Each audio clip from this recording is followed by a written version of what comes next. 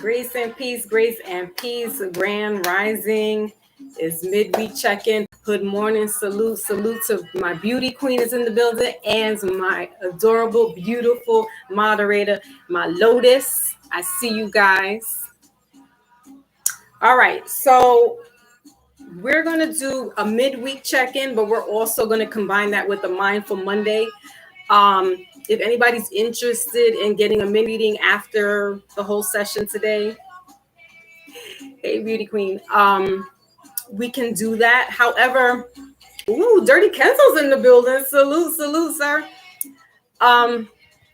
Bear in mind we're in Mercury retrograde right now. So what does that mean?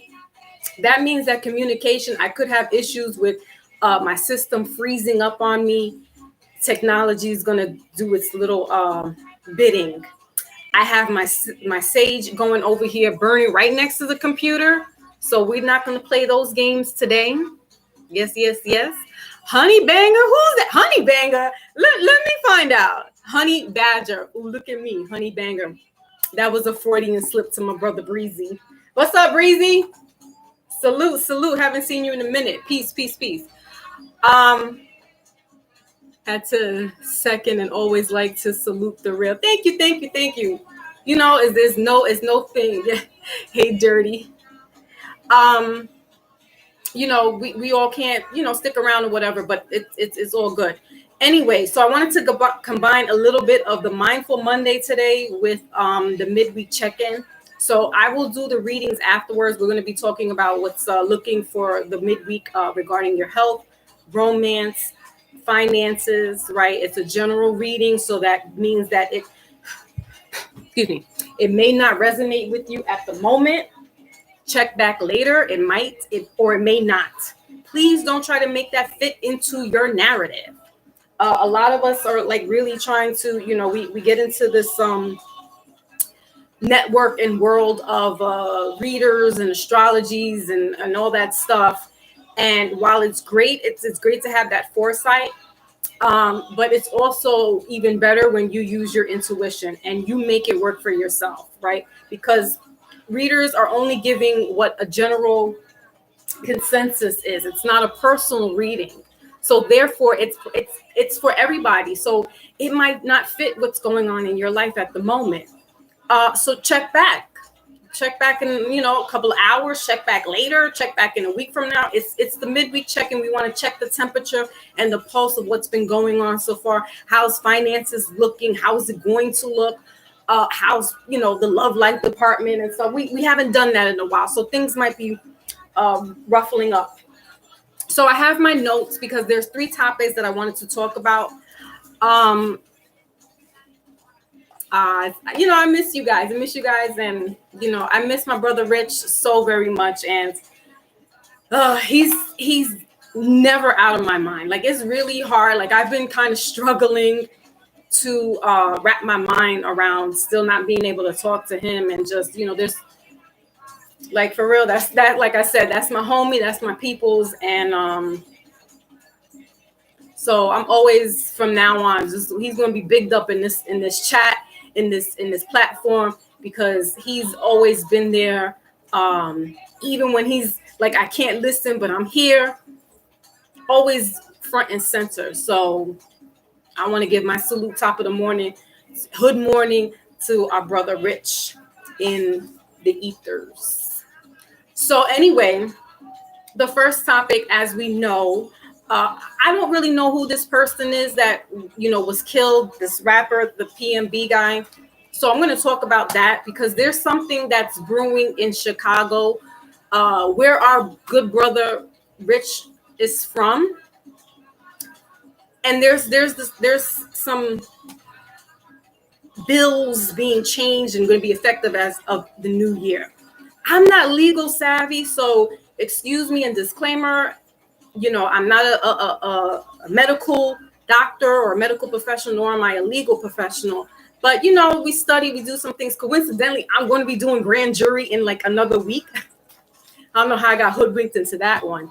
But you know what? I'm going to take advantage of it. You know why? Because when they start doing that legal talk, listen, I already took notes when I was in the jury duty. So now I'm going to be sitting there taking notes, listening. That's what a good student does.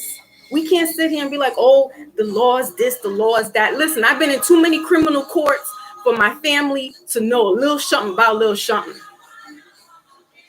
It's good to be on that side, listening in, taking notes, hearing how things work, because we, as a regular people, average Joes, don't really know too much about how their legal system works, right?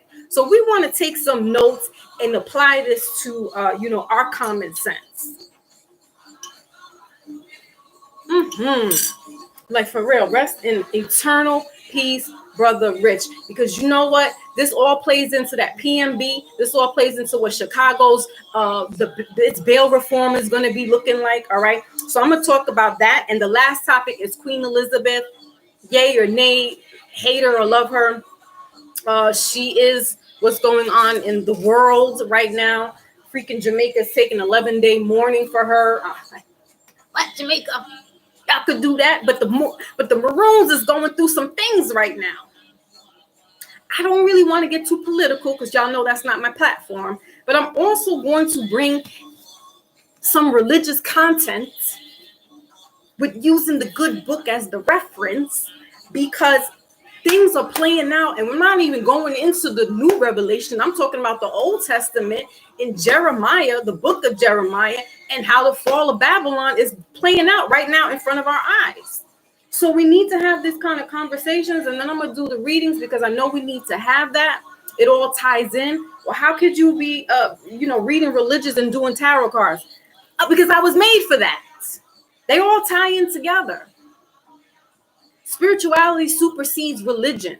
So your God-given innate tuition ties into interpreting the Bible. And really, people have been going back and forth about, oh, the Bible, this, that, and the third. I'm not for that. I get what I need to get interpreted. I'm not, battling Hebrew Israelites. I'm not battling Muslims. I'm not battling Christians, because it's all in one. And when we start to understand that that's what it's all about and stop backbiting each other, man, it's going to get better. It's going to get better. All right. So,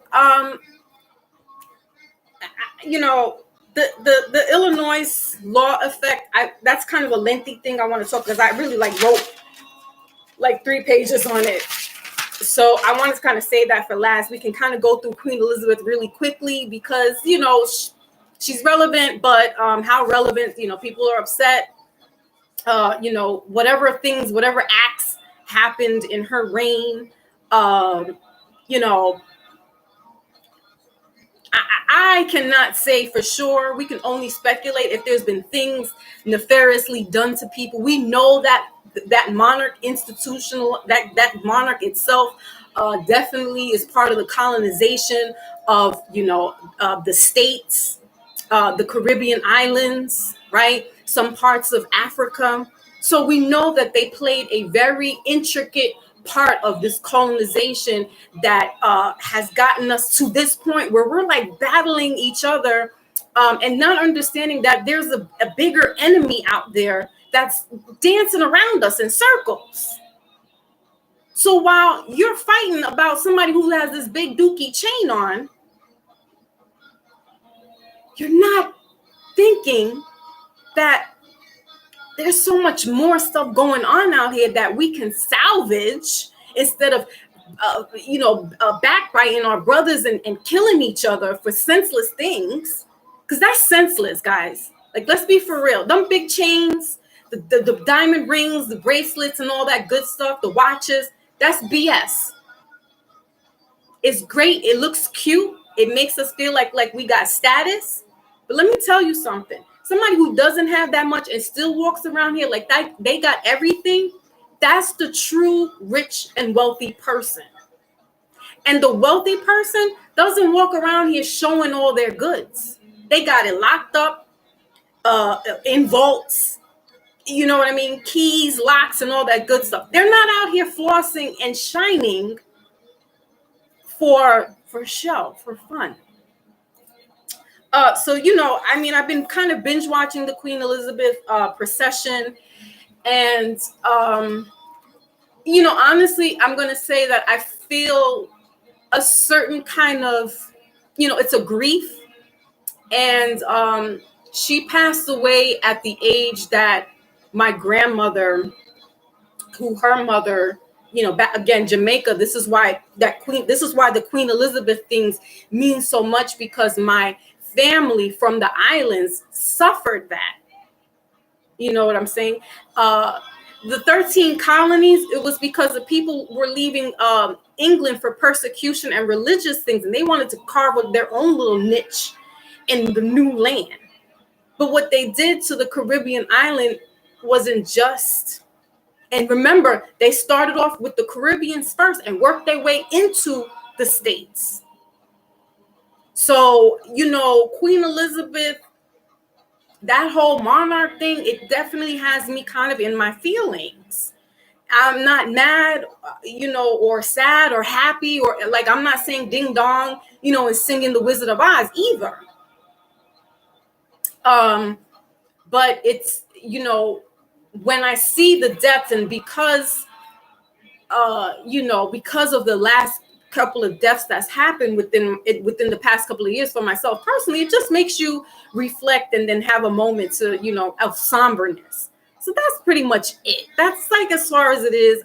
Politically, I don't want to get into all of that, because it is, we know what's documented, and some things not are documented, some things are hearsay, so we don't know how true or her, we know that her son was in some nefarious things.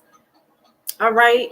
So, again, I don't want to tap into that frequency, but I definitely been kind of like binge watching. And what's crazy was when she passed away, I just happened to start watching The Crown again on Netflix.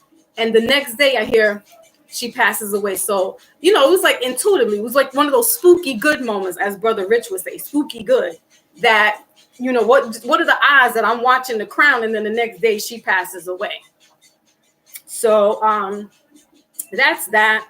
Moving on to the rapper PNB. I don't know who this young man is. I'm not going to act like I do know. But yesterday was Tupac's, was it 26th anniversary? It's over 25 years of his death, right? His death. Because some people still like, oh, no, Pac's alive. I'm like, I'm not going to go into all that. Please do not come at me about my husband. All right. I almost had my little daughter yesterday. I was like, Pac actually is my husband. She's like, Mom, please stop. Please stop. And I'm like, no, he actually, I said, who do you think that Keep Your Head Up song was about, when he was talking about your teenage mom? And she, for a split second, she was like, I was like, yeah, he got me an engagement ring. She was like, so what happened to your ring? I was like, well, I was a teenage mom. I had to go pawn it so I could get, your sister her clothes. And she was just like, Ma, that's Tupac. You're not pawning any ring from no Tupac. And I was just like, damn it. But I almost had her there. He's a singer. Okay. So why we're bringing up Pac. I'm bringing up Pac because, one, it was the anniversary of his assassination. September 13th, 1996, out in Las Vegas. I want to say that as much as I love Tupac, but he also had, he is the father, if you will, or grandfather to some of these young rappers that are doing the same thing that Pac was doing. Pac walked around with big dookie chains. As soon as he got into Death Row, he's flashing the money, doing the real ninja shit.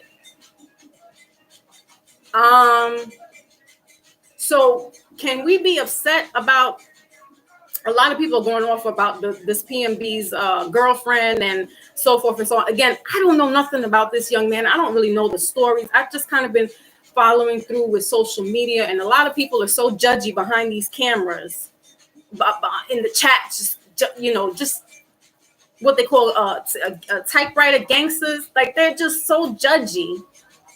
And it's like, you don't know. Oh, he should have been walking around with security. You don't go out there and you don't let nobody know. Whoopty whoop, whoopty whoop. I don't know how big of a status he is where he could get security like that. You know what I mean? Also, I heard that he was on his way to the airport. So he was leaving LA, went to this Roscoe's Waffle Chicken House. I would not there because when somebody, I was on somebody's watching their platform yesterday, and they did like a 360 degree area of what that whole chicken waffle place looked like. The scene looked sketchy. It was in like a little shopping mart area. What makes it look nice is the palm trees. But Pac told us this, to live and die in LA. You think it's just fun and biatches. You better learn them dress codes, B's and C's. These are real G's. Pac said that 20, almost 30 years ago. And the fact that some of these East Coasters go out there still like, it's not the same hood, guys. It's not the same hood that you're from. And yes, while some hoods, we're like, oh, all hoods, all black hoods is the hoods. No, there's levels to those hoods. And if you're out of state, they smell you a mile away.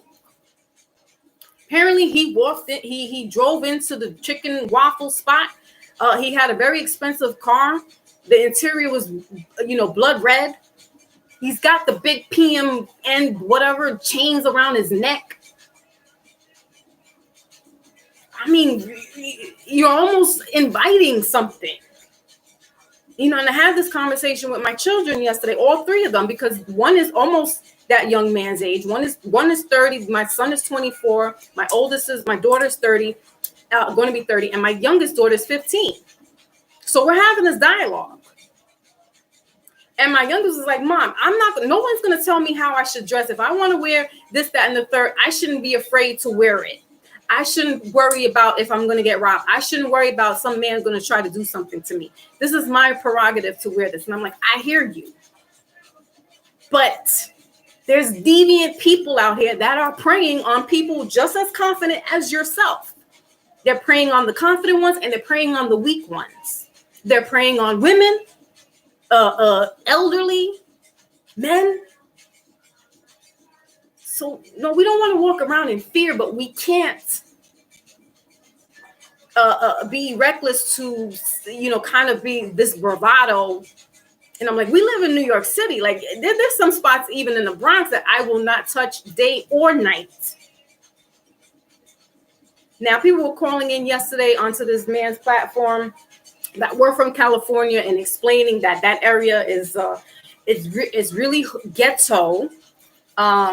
And there's a lot of like fiends and prostitutions that hang out around that mart. And, again, if they were on their way going to the airport and it's it's Roscoe's, there's no Roscoe's on the East Coast. So we're like, ooh, let's do it. Apparently he had some issues with his kid's mother. Apparently he deactivated her account because she was doing a little too much. So there's a lot of layers to this story, but the big take-home picture is that we're doing these senseless acts to each other. And guess what? So this is going to bring me into the Illinois, the third topic of our mindful midweek check-in.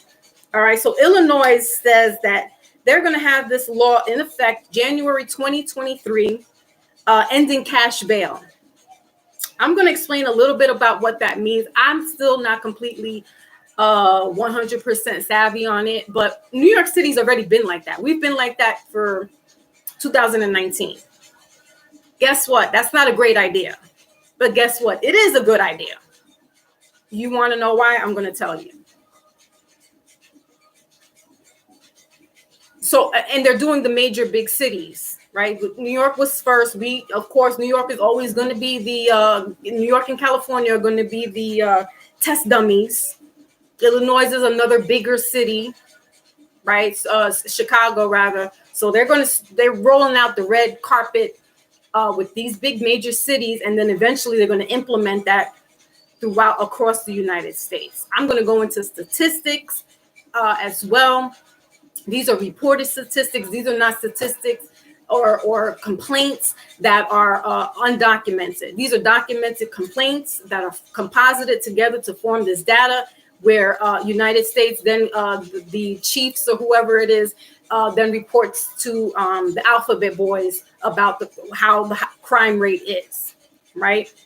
All right, so they're ending a cash bail, which means that if a person gets arrested, now they're targeting the big major cities, but in those major cities, who is the most people that is going to affect the most? Salute, Voodoo, salute. I appreciate you coming through today. Great, because I love Voodoo's input, because so we've been on other people's platforms the past couple of days, and he's been giving some great feedback.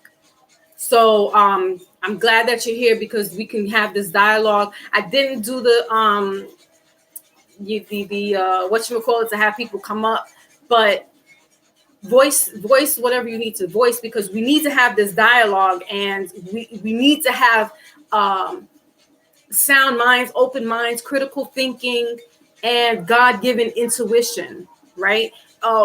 One person doesn't know it all. So while I might not know some things, Voodoo might, Raz Girl, Lotus, y'all might know some things more than I do, and we put this together. People on social media going off on each other. Oh, that's a dumb thing. That why would you say that? You're so dumb. You're stupid for saying that. It's not stupid. And if it is, shut up. Don't tell them that. Let them go and rope themselves off. They're voicing their opinions. Now, if you have something important to say, please add that on, because some of us really do want to know. Some of us don't know what all this legal jargon is about.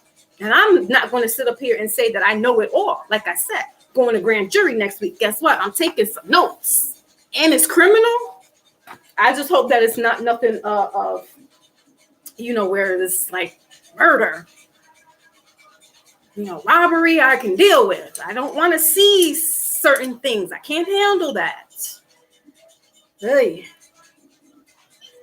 But I've been dodging them. I've been missing them a couple of times. And then they said, you if you got postponed, you serving this time. I'm like, oh.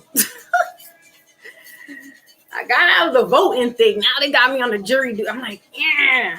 Whatever. I'm going to embrace that, because I don't know all this legal jargon. Listen, I've been to criminal court cases one too many times in my life for my loved ones.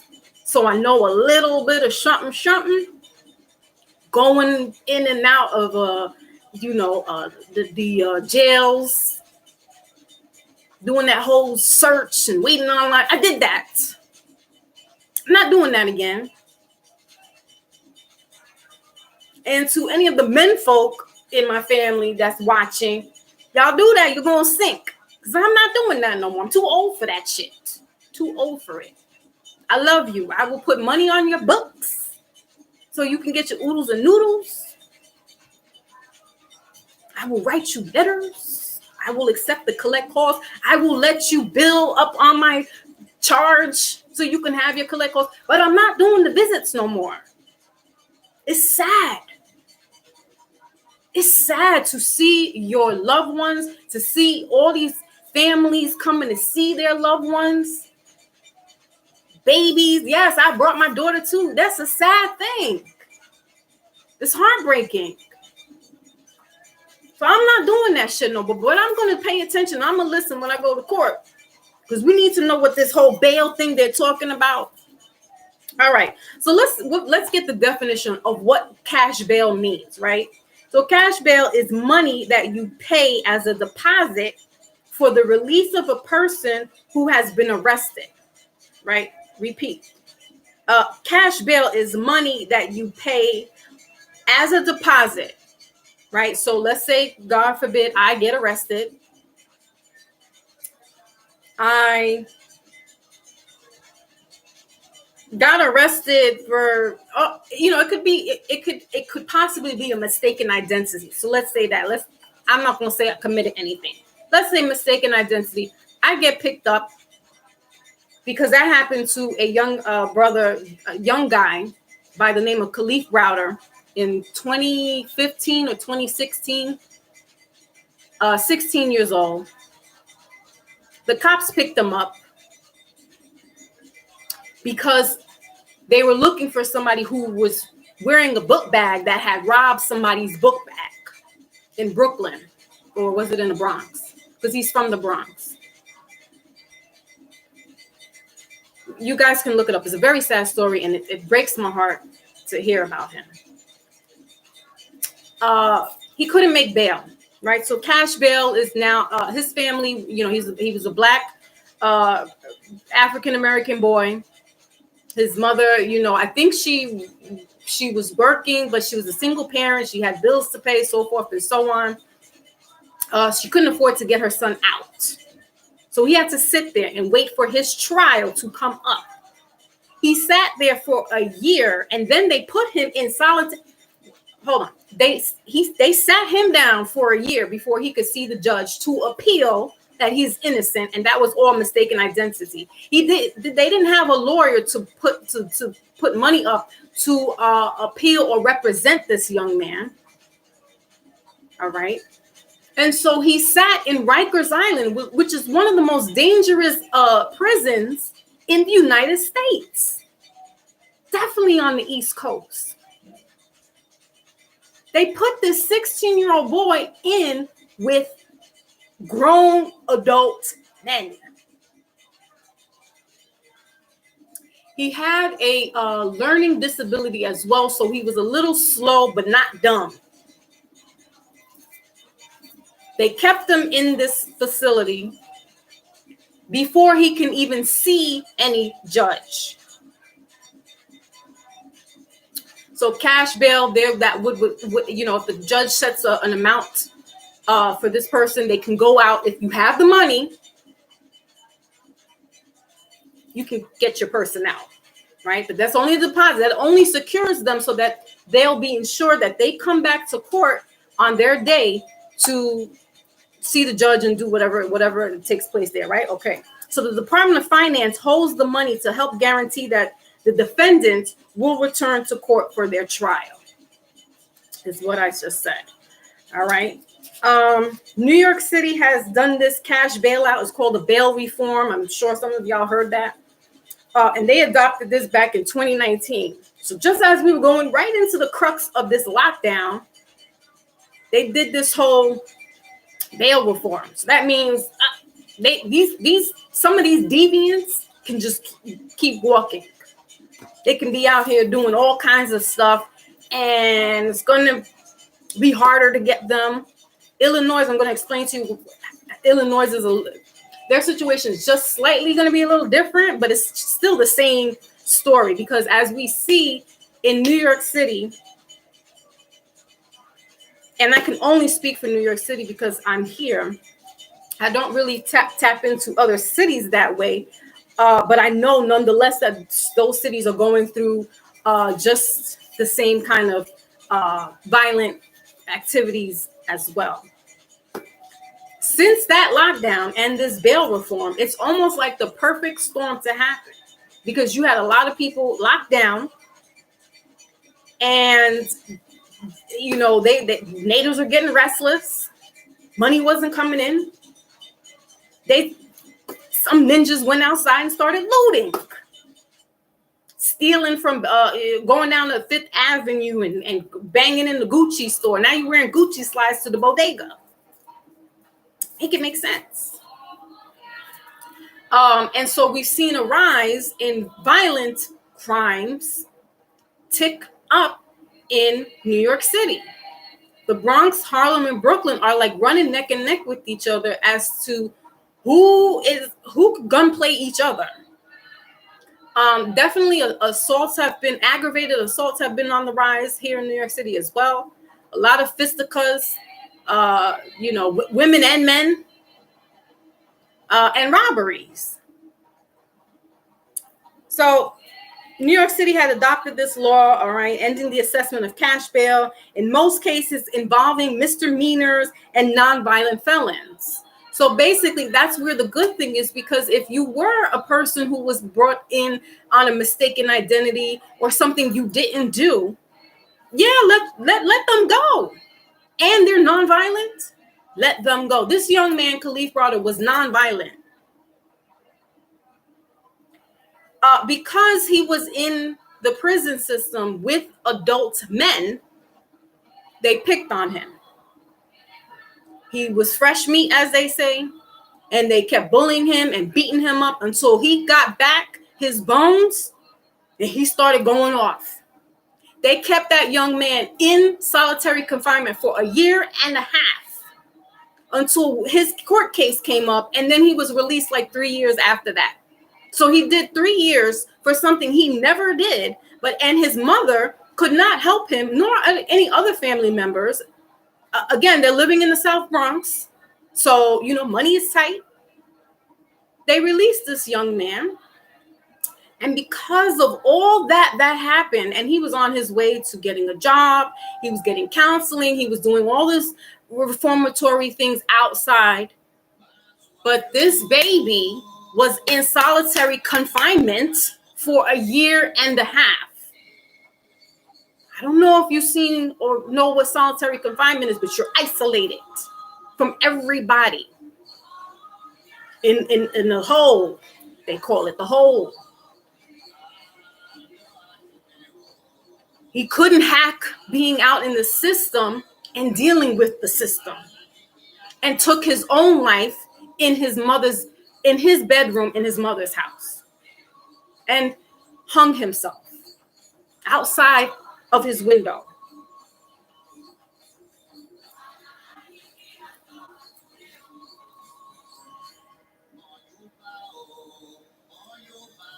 So, yes, the bailout for him would have been best.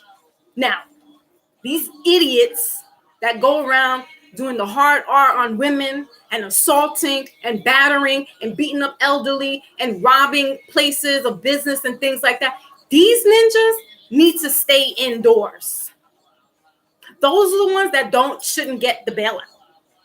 I don't care if they can't afford it, but here's how it's going to work. You give them enough rope to hang themselves, and I don't mean to use that in that type of reference, but they're going to get caught.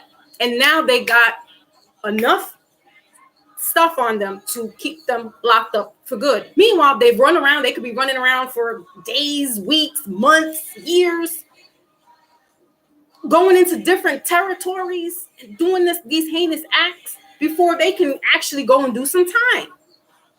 FL's in the building. Salute, my brother. Yeah, it's a mental game.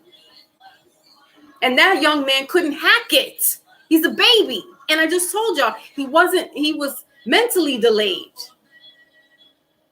So his 16-year-old mind was like 13. I think he had like a learning impairment or something like that. He wasn't dumb or autistic. He was like on that spectrum. And he's walking around at night. There was somebody had called in and said that they got their book bag stolen from them. And they saw Kalief walking around with a book bag. Nothing was in it of, that was reported. Police took him in.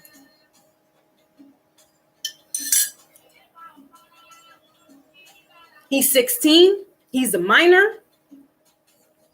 Let's look at Central Park 5. Youngest was 14. Integrated. Y'all know what I'm talking about. For 24 hours with no legal representation, no parent around. These boys were out horse playing in Central Park. We all did at that time. I didn't go because we were hearing that people were getting the hard R out there. So my mother, and I'm in the Bronx, so we weren't going down to. You knew at a certain time when the sun goes down, the lights come on. You don't go into Central Park. 70s, 80s, sketchy. But These young boys, they lived in across the street from Central Park, and they were off. They didn't have to go to school. We know this story. Salute to Brother Raymond, because he was the youngest. He was 14 years old. And he's like, I don't know what those are. I don't know what boobies are. You telling me I touched her? What? They coerced these little boys into breaking them down, that mental game, to where they had to give them this confession. And they didn't do it. And those guys sat in jail for years. So Illinois, all right. This article is coming from safehome.org. You can look it up. The article came out January 19th, 2022. So this is the 6 month mark. This is why we're seeing a lot of, plus we're also in an election year. So we're seeing a lot of things playing out because of the election year, right? But this is their 6 month marking period. So they got to look back to see what was going on in January. And they usually do a 10-year span. And we haven't been in that 10-year mark yet, but we're getting out of control. So in this article, safehome.org, in 2022, yes, whew, speak on it, Brother FL, speak on it. The sins of the father are coming back. And I'm going to go and because I was led to the book over the weekend, and I was like, wait a minute now. Because Jeremiah, in the book of Jeremiah, is talking about all this right now. Babylon fallen. Wail for her, because she needs to heal.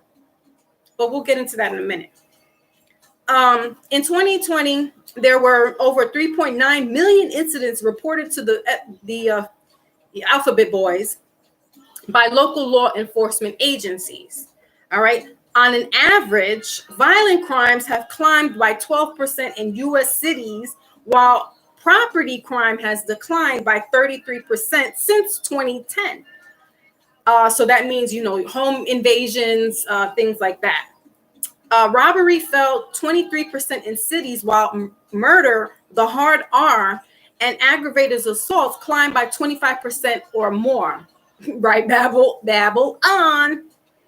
Out of smaller cities with populations between 100,000 and 249,000 people, Louisiana had the highest murder rates, Baton Rouge and Shreveport. All right, because we're talking about smaller cities. So just because the big cities are on, are on this forefront, the smaller cities are getting real crazy too. Murder rate in small cities between 100,000 and 249 climbed more than 80% on average between 2010 and 2020. That's a big gap. That's a big increase. Next article is coming out of Newsweek.com. This article was dated September 12th. So this was just very recently, the past couple of days. And last month, the Major Cities Chief Association issued a mid-year report for violent crimes across several cities. Purge law. Right, that's what I'm talking about, FL. That's exactly what I'm talking about. Because New York City, we've already been on that timeline. We've been like that since 2019. So we've been waiting for y'all. We've been waiting. It's gonna be crazy, but Illinois is sounding real crazy right now. Anyway, so compared to 2019 figures, cities have experienced a 50% increase in homicides and a roughly 36% increase in aggravated assaults. All right, I'll repeat that. Compared to the 2019 figures, cities now, and let's be mindful that these are reported incidences, right? So the unreported, God only knows how much that's going on. Scary times, man. Scary times. Data shows that the number of violent crimes committed in different cities from January 1st to June 30th in 2022 and 2021. But the data showed overall homicides have decreased from 2021. So there's conflicting, one article says this, one article says that. We have to know that since 2019, crime has been it's been a free-for-all since they opened up back everything. I said the lockdown was a good thing. We needed that. Some people needed to be sat down, but some people didn't know what to do with themselves for that. All right. So several areas have increased in homicide. Some of the major cities that have increased, I was baffled. Two that got me kind of like, what? Was Honolulu, Hawaii, and Seattle, Oregon. I was like, what? Seattle? What's going on over there? But theirs is like property, grand larceny, like more like thefts, not really violent crimes per se, as like aggravated assaults. But here are our big cities: Arlington and San Antonio, Texas. Their crime has gone up. Atlanta, Georgia, no surprise. Baltimore, no surprise. Los Angeles, no surprise. Milwaukee was kind of surprising to me. Milwaukee, Wisconsin, New Orleans, Phoenix, Arizona, Washington, D.C., and New York City are on the top of the list of historic levels of violence that has surpassed records, all right? And New York City has seen a 25.8% jump in violent crimes in this halfway point of the year. So again, this thing that's going on here, let me just read a little bit. This is coming from an article. Let me just read a little bit of what's going on, what's going to happen with Illinois, right? But so New York City's been on this bail reform, right? We've had this situation and we've seen an increase, but we've always, and I can only speak for New York City because I've lived here all my life, and I've seen different eras in crime, right? From the 70s to the 80s to the 90s. And the thing with New York City is that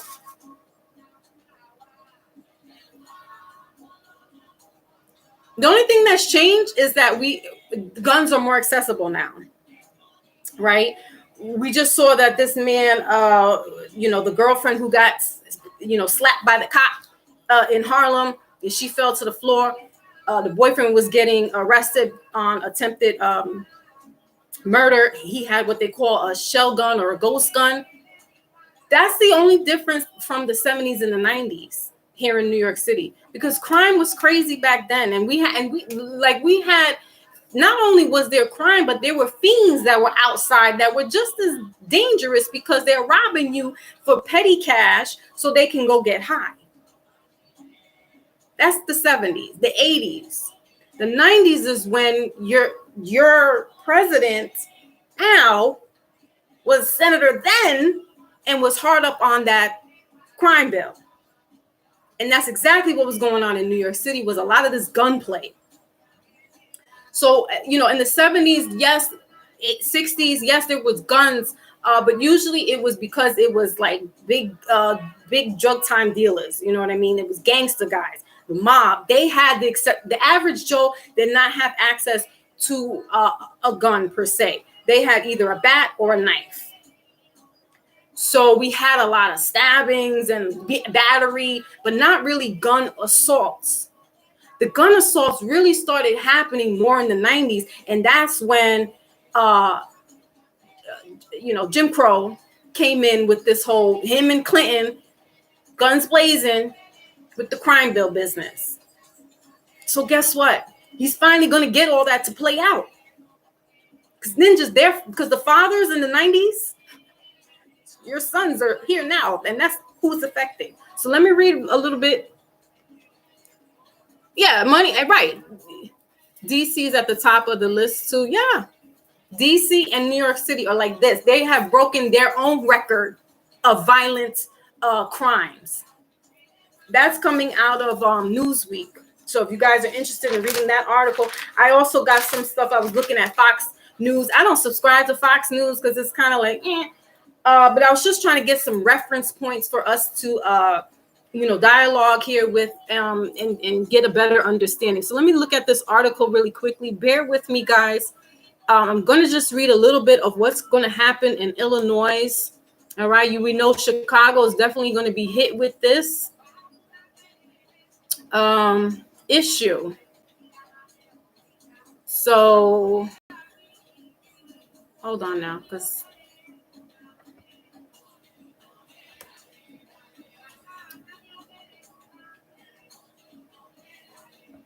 and this article is from KY3 Palace. I guess this is a local news out in Illinois. All right, so that's where I'm getting this reference from. All right, so Illinois is getting ready for some changes in 2023, including that include eliminating its cash bail system. I explained to you guys what the cash bail is. Again, you can also look that up for yourself to get better understanding on it. You know, I myself am kind of like, I know about the bail thing. I had to talk to bail's bondsmen, like, listen. All right. However, select lawmakers and law enforcement officials say it could make communities more dangerous. In quotes, I believe that the elimination of cash bail, particularly as it's written in the SAFE/T Act, will reduce public safety and lead to more crimes in Illinois, says Patrick Windhorst, former state attorney and current state representative. Windhorst said he voted against the bill when it came about and was one of the leading voices against it. Let's see what else. Anyone sitting in jail right now with all these pending charges, they're going to be let out. Johnson County Sheriff Peter Sopzak said, I'm not sure if I'm pronouncing it correctly, these gates are open and they're going to be let out onto the streets. The bill reportedly passed with the support of upstate lawmakers. Proponents of the law said it's going to keep people locked up simply because they can't afford bail. According to the sheriff, Sopzak, is Sopczak, fewer suspects will end up going to jail. Only suspects involved in specific deadly incidents could be held. We're going to end up calling someone saying, can we arrest them? Just because of liability, if you can take someone into custody and it doesn't meet the criteria, then you can get in trouble, says this Sopzak. Sopzak says he isn't clear how the law will be implemented.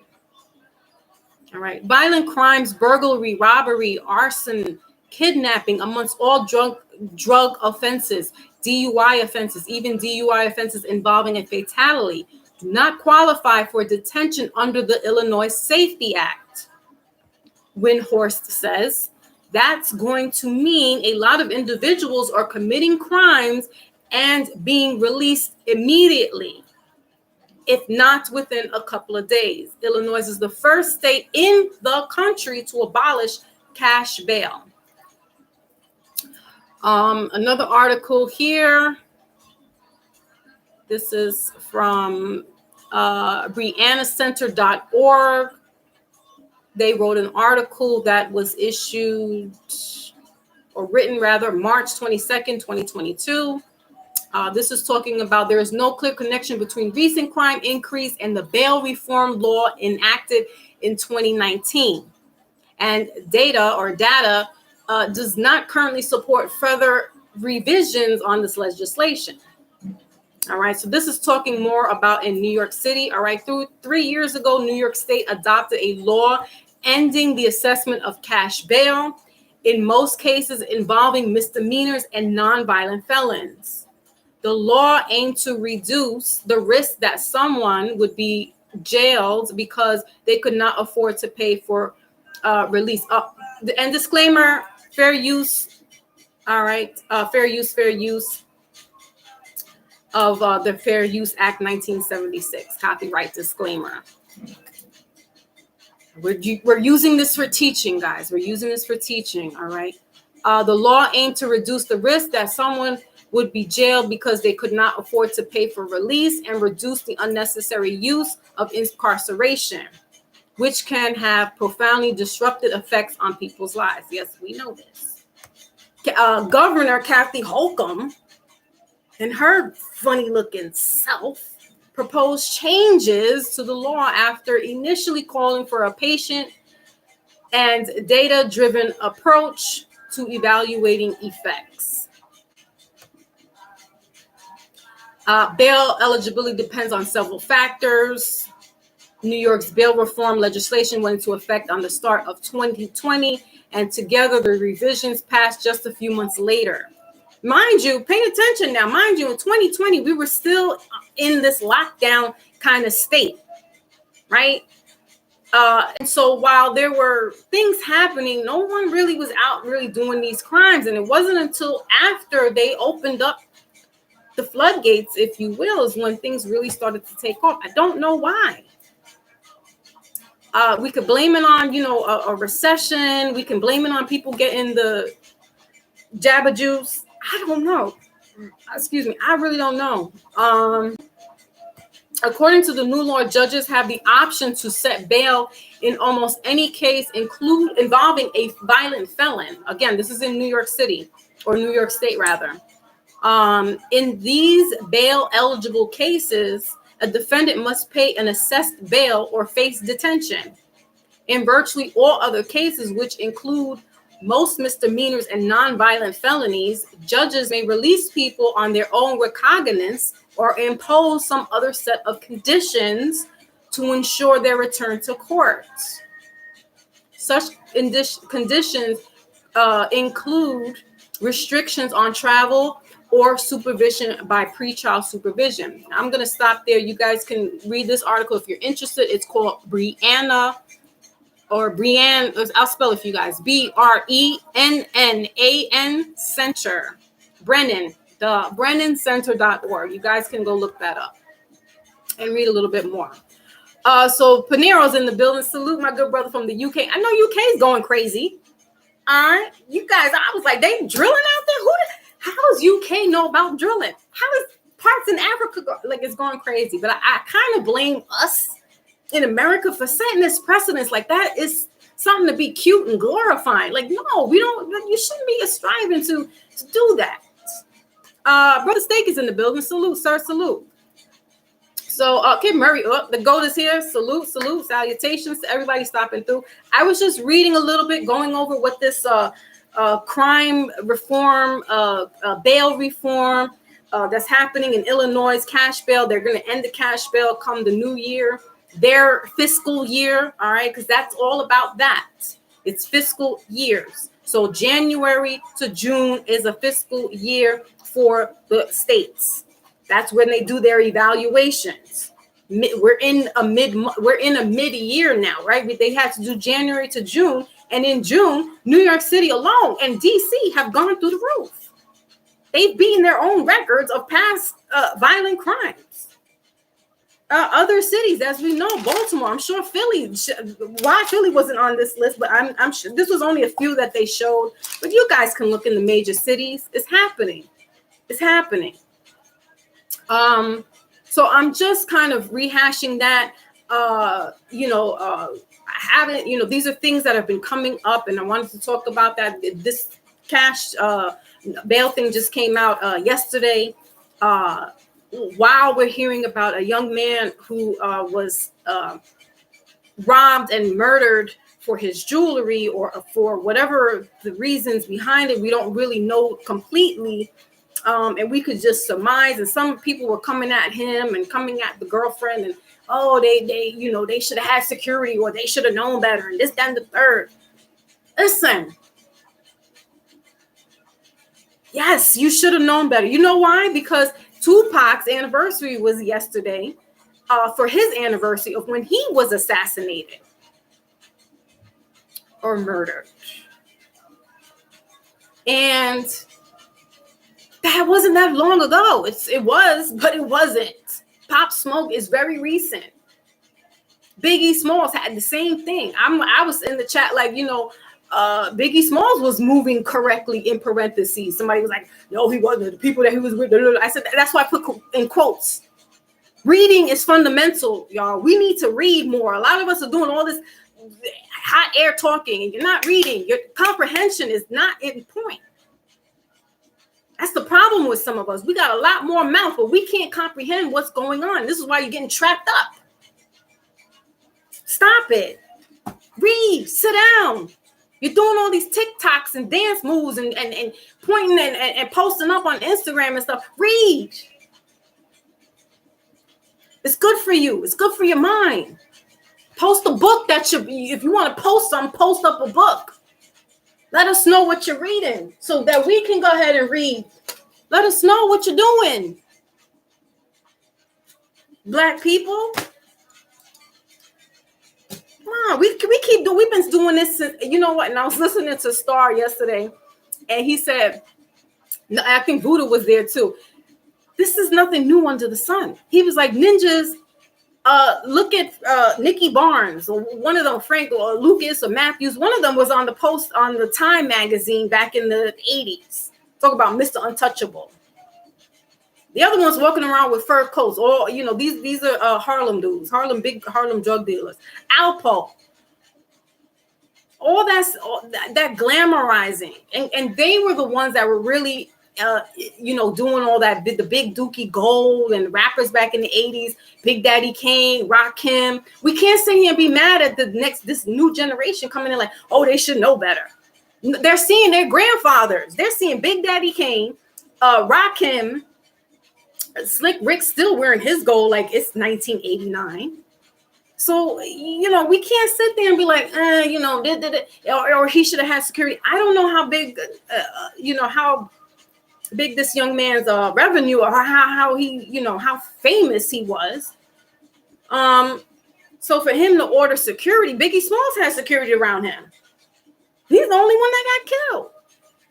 And I'm not going to go into the whole why, who, what, and where, because it's another time. Meanwhile, my book, this is my guidebook, the FBI War on Tupac Shakur and other Black leaders. U.S. intelligence, murderous targeting of Tupac, MLK, Malcolm, Panthers, Hendrix, Marley, rappers, and linked ethnic leftists. This book is by John Potash.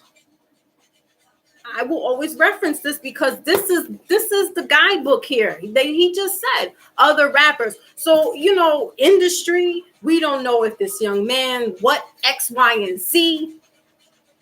We really don't know. We can only just chalk it up to, it could have been just these deadbeats out there watching him and stuff like that. But someone like the girlfriend did all this. This is why she got her things, her social media clip, because he was like, you're doing too much. Exactly, Voodoo. So, ergo, they already know. Once you sign up, you are in their system. Why do you think a lot of these young boys, these rappers, are getting hit with RICO acts, RICO charges? That was the mob's thing. That's how the mob was getting knocked down. RICO, and that's coming out of New York City. Now you see how they use it in Atlanta? They're not, listen, you can sit down here and do your tap dancing all you want. I don't know how much it takes for us to keep these type of narratives going and showing on social media that this brother gets killed, another one gets killed. Y'all don't get it by now? Or you just so caught up with, I gotta look this, so forth and so on, and you really don't got it.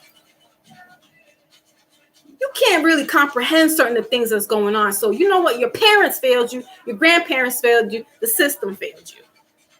But I'm here to help.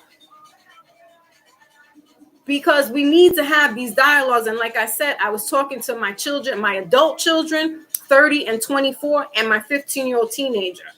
We have these conversations. I'm like this every day, where they're sick of hearing me. But I will never stop. Never. Because I came up in that type of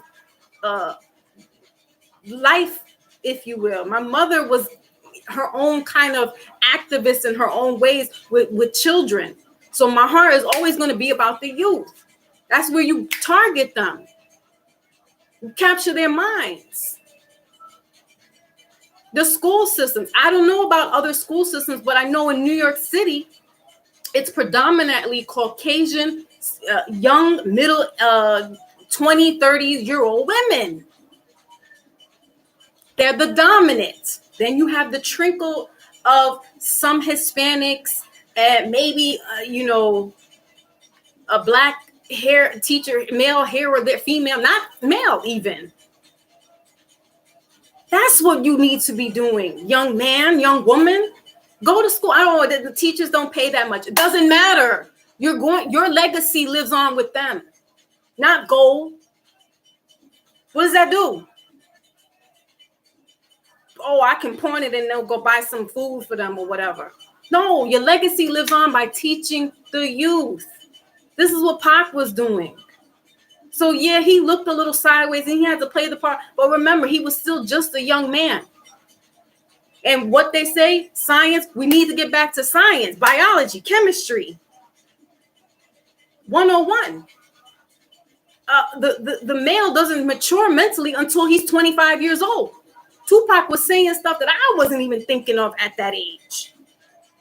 So please, miss me with that man read, that young man read. That's why we have to enforce reading and reading comprehension. What did you understand from that reading? What did you understand from that book? What did it make you feel? How did you feel? And, again, I don't know what other states and how, maybe in certain areas like North Carolina where there's more, or Louisiana where there's more dominant black, so-called the black male woman. And so, but it's the system. But I'm saying for me, the representation means a lot as well. And I'm coming from a parent who had a wayward son, a melanated son at that. And the teachers tip like, we don't know, evaluations, IEP, something's a problem, whoop-de-whoop. No, me and his father were going through some things. So my child was emotionally going through some things. And certain people, i.e. us, knew how to challenge that and say, you know what? This is from when he was like 3, 4, and 5. You know what? We're going to take him out of that class. We're all females. And when he was going to daycare, they were like Puerto Ricans, Caribbean, so it was us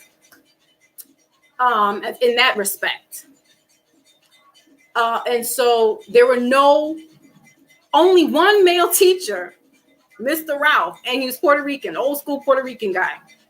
They said, you know what? We're going to take him out of this class and we're going to put him in with Mr. Ralph because we feel he needs more male guidance and he needs that male structure and that dominance. And sure enough, Mr. Ralph got my son snapping up into place. He had my son right there. And years later, Mr. Ralph had my little girl in his class. He was like, oh, okay, I know who you guys are. The male presence is needed. The black male and Hispanic presence is needed, not as a coach only, not as a gym teacher, but teaching us math, science, reading comprehension, English, the Queen's language, because we need that. We have this type of, there's this quiet vibe amongst us that we get one another. Yes, I learned from, Caucasian women and going to Catholic school and having that type of indoctrination. But I didn't take it all like, I'm a student. I wasn't the best student. But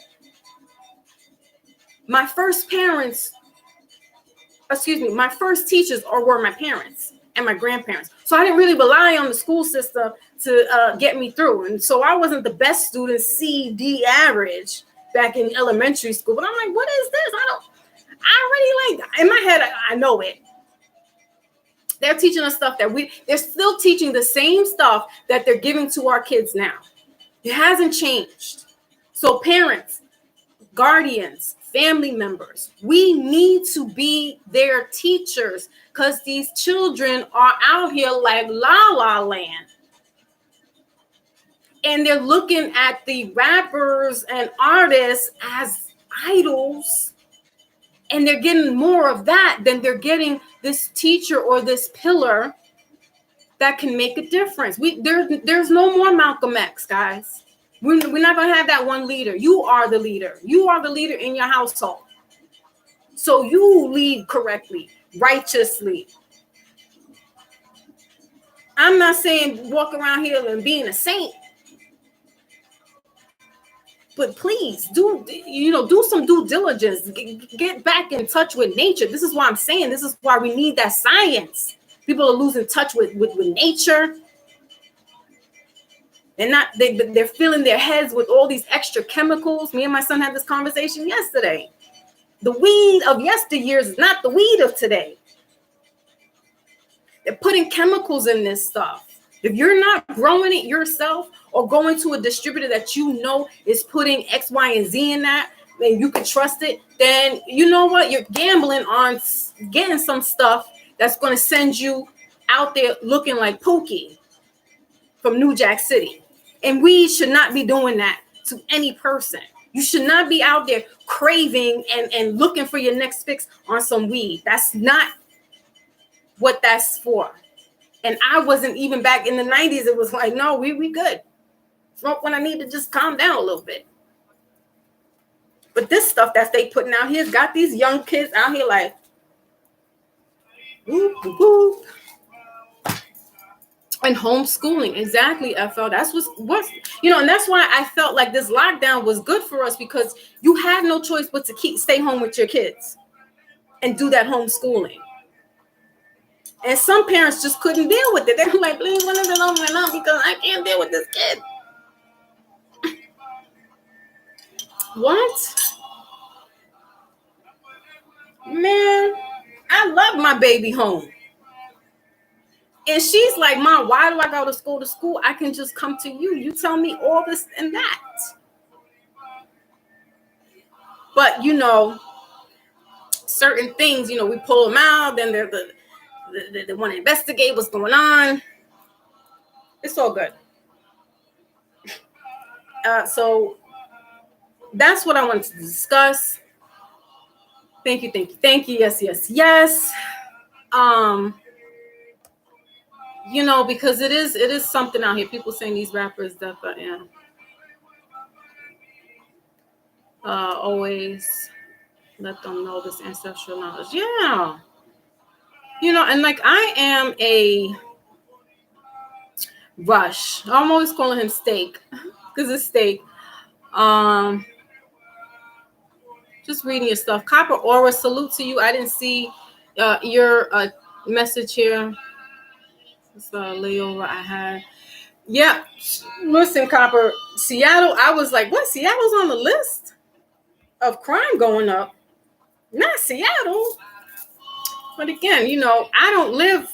Listen, West Coast is a whole nother beast. And we've known this for years. We've seen it play out in the 80s with Boys in the Hood, Menace to Society. They're really showing us, it may be a little Hollywood and glorified, but they're showing us pretty much what's life like out there. And if you're not from that neck of the woods, East Coast and West Coast move a little differently. Especially New York City, we have the biggest cojones. You know what I mean? Like, it's too big for our britches. Walk around here like, and you kind of got to move a certain kind of way. Like, case in point, Pop Smoke. But I'll give it to him. He was 20 years old. So,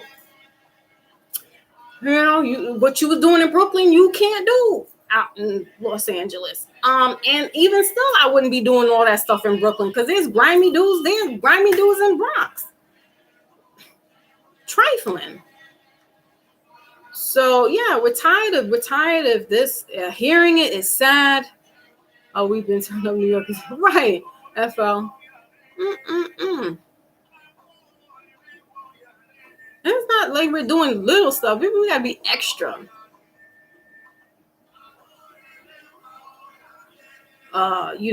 Bum rushing somebody and robbing them for, like just nonsense. So it's really, yeah, the purge for us, New York City is, we saw this coming. We're like, oh, here it goes. Here it goes.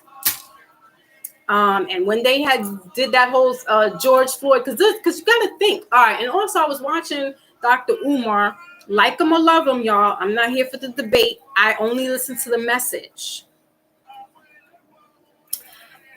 Umar speaks to me in a way because he talks about the teaching system, and he's from Philly, as far as, again, what I just said, how there are these young white 20s to 30-year-old women that are in these school systems teaching our young Black boys and girls, and there's a sort of a disconnect, right? And he says he's the representation of that male authoritative figure that says, no, your son doesn't need any medication. This is what's going on, right? So I was watching him yesterday talking to the YouTube influencer Cynthia G. I don't know her, but I hear murmurs about her name. Anyway, she made a comment saying to him, well, why do we need to, they were having a conversation on Fox Soul, and it was three sisters and Dr. Umar and another brother from Los Angeles. And Umar was bringing back up how, the 60s and how that all played out with systematically separating the families, especially the Black families, mainly, and Hispanic families in these urban areas, right? So Cynthia G says, well, why do we gotta keep going back to history? What are the solutions now in 2022? And he said to her, when you go to the doctor's office, you initially give them what your chief complaint is, right? But they want to know what your history is, what your medical history is. When you go to the dealership and if you get a used car, you want to know the history, the mileage of this car, right? Pretty much anything, wherever you go, you want to know some history behind all that. Well, it's the same thing. We need to know what happened and how this is still playing a part. Those are our grandfathers, so the sins of the grandfathers is playing out for their grandchildren now. And what are the solutions? You're not going to see, like I said, you're not going to see a Medgar Evers. You're not going to see a Malcolm X. You're not going to see a Dr. Khalid Muhammad. You're not going to see the one. We got to be more than that. It's the unification. So where one that goes, let's keep in arms. All right. So now there's 2 more brothers, 3 more brothers, 2 more sisters, 3 more sisters. And that's how it keeps moving. You can't keep looking for that one person to bail you out. And that's the end all be all. You see what happens. You saw what happened. They know this. Hoover said this in COINTEL. No more Black messiahs. So, all right, then. Now you figure it out. Don't look for your rapper here. Look, there's Jimi Hendrix on here. Who else? Harry Belafonte. You can't. Jam Master Jay. You can't look for the artist to move you through things. You gotta go through. Search your history up. That's the problem as well. We don't know our history about ourselves. Do you know where your family's from? Maybe that might give you a reference point to know that you are somebody, even if you're coming from mixed backgrounds. You're here. Know it, learn it, study it. Be your greatest that you can be. Know that you are the stars and above because you are made of this universe. So when we start taking our head from this little peon to, oh, snap, we are the universe. We're grand and we're small at the same time, knowing how to be in in our higher selves and our lower selves, and being an alchemist and knowing how to flip it both ways. Listen, a lot of us will be moving a little differently when you know your true north node. A lot of us, our compasses are off kilter. We're moving south when we should be going north. We're going east when we should be at the west. We're off. Our compass, our moral compasses are off. And there's nothing wrong with getting a little scripture every now and then. There's nothing wrong with hearing the good word every now and then. Sometimes you need that you need to hear that Hebrew Israelite word. You need to hear this the book of whatever, Torah, Revelations, not Torah, Jeremiah. So that's what happened. I got the revelation, and I'm gonna read really quickly out of Jeremiah, and then I'm gonna end this, and then we're gonna go into our midweek readings. That this is chapter 51 in Jeremiah, the book of Jeremiah, where it's talking about the Lord's judgment of Babylon, the prophecy against Babylon and Babylonians. You guys, if you subscribe to this, you do. If you don't, I'm not here to be a Bible thumper and to be preachy. I just want us to see and put these words into context and look on how everything is playing out from looking at this and like, damn, this is happening right now. This is not even the book of Revelations. This is Old Testament. This is that old stuff. It's playing out. All right, so thus says the Lord, behold, I will rise up against Babylon, against those who dwell in Leb Kemai, a destroying wind. And I will send winnowers to Babylon. Who shall winnow her and empty her land? For in the day of doom, they shall be against her all around. We're talking about Babylon, guys. We're in it. We're going against her. It's her destiny. They shall be against her all around. Against her, let the archer bend his bow and lift himself up against her in his armor. Do not spare her, young man. What? Do not spare her, young man. What does that sound like?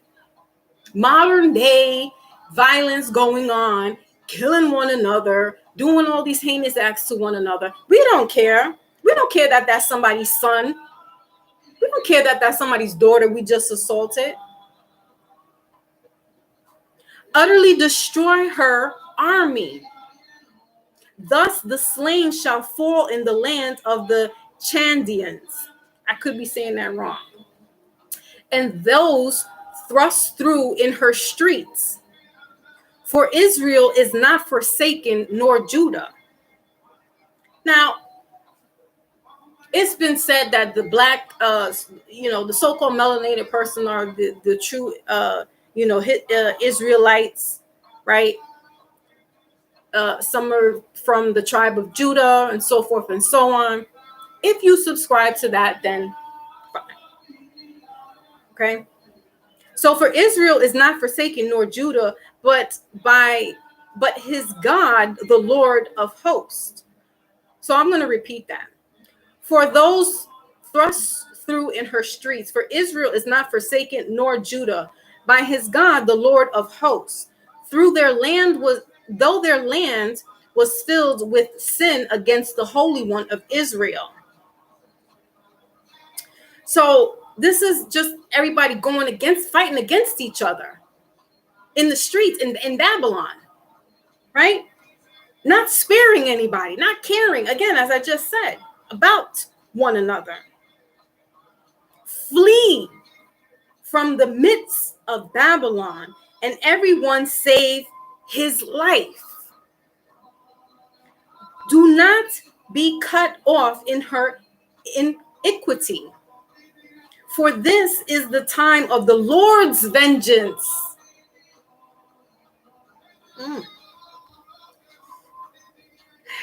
We got to step out of the way and let the Lord do his work. And that's basically what that is. However, save the ones you can. The other ones are going to be, unfortunately. All right. He shall recompose her. All right. So this is time for the Lord's revenges, and he shall compose her because she's running rampant. Her sons are going crazy. The Lord is going to come in and rectify, or Big Mama, however you look at it. Right? Babylon was a golden cup in the Lord's hand that made all the earth drunk. The nations drunk her wine. Therefore, the nations are deranged. Babylon has suddenly fallen and has been destroyed. Wail for her. Take balm for her pain. Perhaps she may be healed. We would have healed Babylon, but she is not healed. Forsake her, and let us go, everyone, to his own country. For her judgment reaches to heaven and is lifted up to the skies. The Lord has revealed our righteousness. Come and let us declare in Zion the work of the Lord our God. All right. So that was Jeremiah 51, verse 1 through 10. You guys can look that up online, or if you have your books, you can reference that. All right. Right. In Kingdom of God. So, again, don't come at me.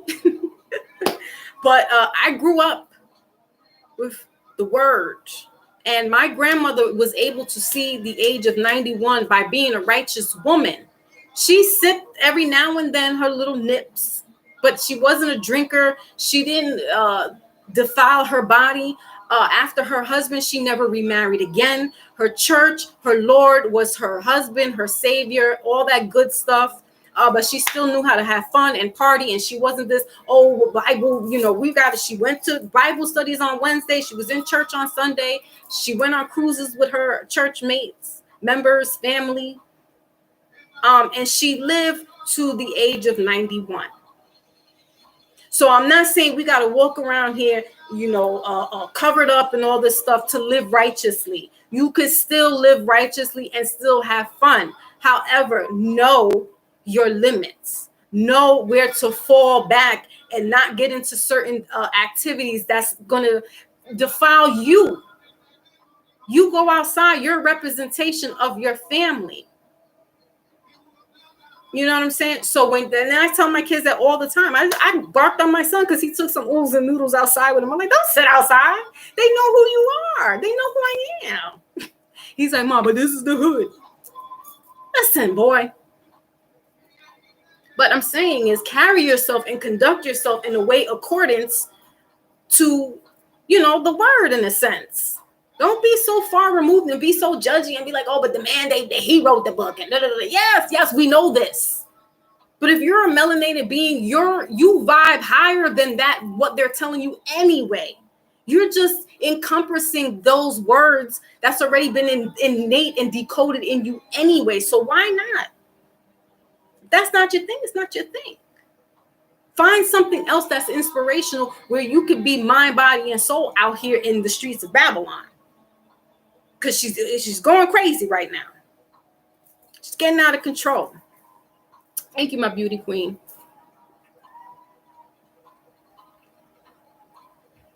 Love it. Love it, FL.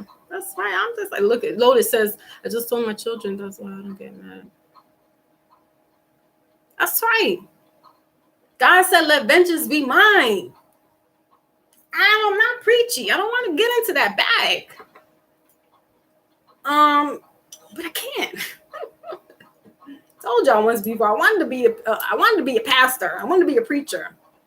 I think I would have been a good one.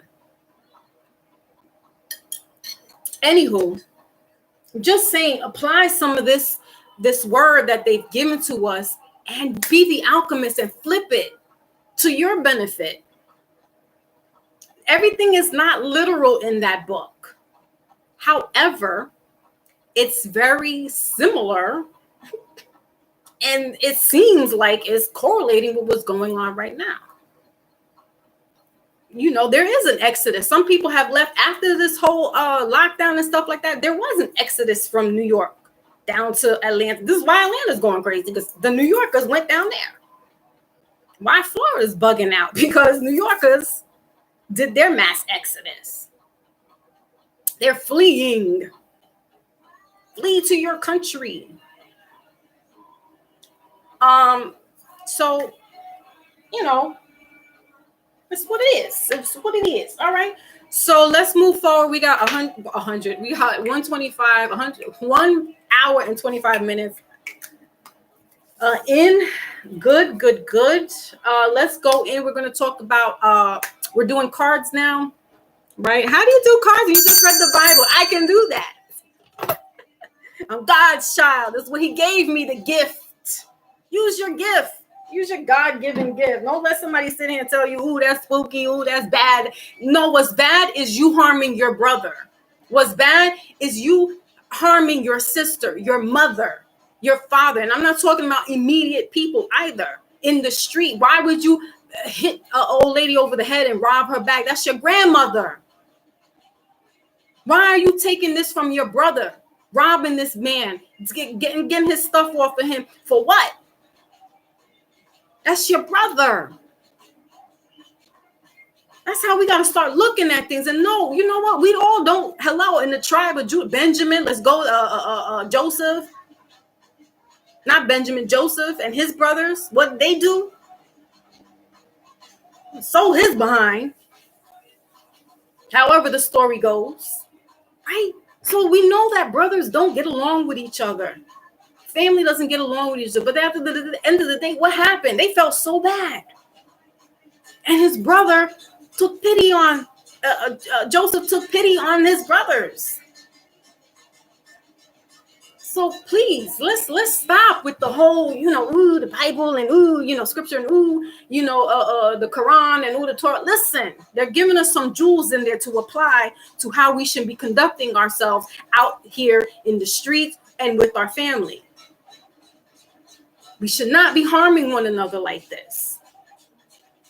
And listen, in biblical times, they were doing a lot worse. They cutting legs, arms, they doing all that craziness. So I'm not trying to say that, they were living all righteous and religious either. But they knew that there was things wrong going on there, and they were trying to do the same thing we're doing today. Is unite and still fight the good fight.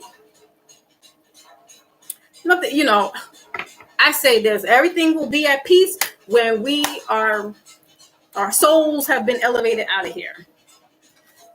This is the land is crazy. All the lands is crazy. And don't try to go and escape to other countries now. You can if you want to. Guess what? They're under the same jurisdiction of the colonizers. All right. Just saying. Okie dokie. So let's go ahead and we're going to do what's looking for the health, what's looking for your finances for the week, what is looking for romance. And we're going to leave with an oracle, wisdom oracle. So Lotus, people. Exactly, Voodoo. Exactly. Yeah, it's all astrology at the end of the day. Oh, hello. The 12 tribes, the apostles, the 12 apostles, that's all the zodiacs. So trust me, they weren't like, ooh, that's evil. No, that's how they were astrologers. That's how they were able to get their agriculture, farming, fishing, looking at the stars. And after a while, they can predict certain things by just looking at how the way things are moving. Don't let people get us trapped up in here. Now, if you're doing this stuff solely because you're trying to get money, that's the root of the evil there, right? But if you're doing this out of the love of and to give a message, by all means, readers, tap in. But, I understand that there's a business behind this as well. And even back then in ancient times, they were given a cow for a reading or something. It's, there is something, nothing's for nothing, something's for something like that, right? But what I'm saying is like, do it in good faith, man, because you're not always going to get something back in return. Just because you did it out of good faith. You would want to do unto others as you would want done to yourself. If that doesn't happen to you, don't get discouraged. Still continue being like that. So things are going to happen for you. It's not happen.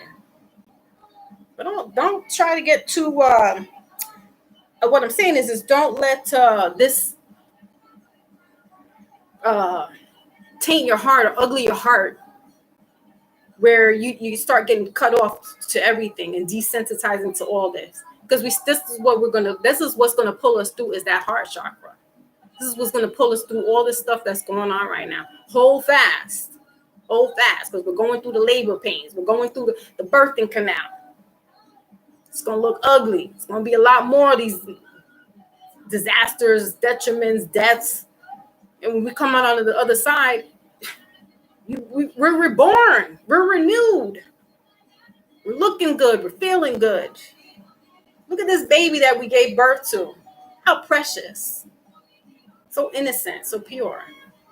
This is what's going to happen with us when we come out on the other side. And I'm not talking about leaving your physical and going into I'm talking about in real time. This is happening. Time is speeding up. Like I said, shifts, paradigms are collapsing onto one another. So we might be in our old age when we see this new nation come through. You know what I'm saying? Sure. All right. Thank you. So I shuffled earlier just so we can get through, but I'm just going to get out right now in real time a shuffle for our health. All right. Again, this is just a collective. So we have here for our health, the Ace of Wands. What did I just say? God today. Ooh, I love all my ancestors. I love the universe up above for instilling this gift in me. What did I just say? Ace of Wands is all about new beginnings, guys. This is your health. So vitality. All right. Some of us could be going through the aches and the pains, literally. Right. But this is this new beginning. We're coming through on another side. Look, y'all saw me flipping through. I'm not bullshitting you guys. This is this new birth. All right. Look at this beautiful child. As I just said, look at this beautiful baby. Behold this beautiful baby that this collective given birth to. We gave birth to ourselves. We become what they call born again. New beginnings. All right. So some of us could be having some mental illness or mental issues right now. Again, because some of us could be going through some ascensions, headaches. All right. Third eye, that pineal gland is coming into, there's a full moon coming up this weekend. All right. So some of us are getting these type of, flutters, itching. Yesterday, my third right here was itching me. I was doing a little mini reading for myself and this started itching me. So some of us could be having those kind of things. But this is a new beginning. Whatever it is that's going on in your health department right now, mental or physical, this is a new beginning for you guys. All right. I'm going to read what the card says. Amazing opportunity. Be bold, courageous, and optimistic. Now it's time to take action. Do what you're passionate about. Some of you want to check into gardening, right? Planting, or you might have some plants that are dying. Take care of them. All right. That's part of mental health. All right. Doing these extracurricular things that we need to do instead of doing TikToks and Instagram, whatever. I'm not saying that's wrong. I'm just saying. All right. Let's move on to finances. I'm going to keep this moving. I'm not going to clarify so we can go. I've been here a little bit long with you guys. I'm not sure if anybody wants to have a mini little reading here. So I'm open for that. Okay. Beauty queen. All right. So what's going on for finances, please? All right, we'll take them. All right, so we got the Ace of Wands here. Know that we're also in the Mercury retrograde right now in Libra. So that's a beautiful thing because it's in its natural place, like with Gemini. But it also has to do with communication. So, some things could be coming through for you. There could be some messages. Check your emails. All right. Check your spam in your emails because there could be something that you are looking for. Yeah. And then we got the bottom of the deck, the Two of Swords in reverse. So there's, there could have been a legal decision in regards to finances. This could have been having to do either with a marriage or some type of partnership.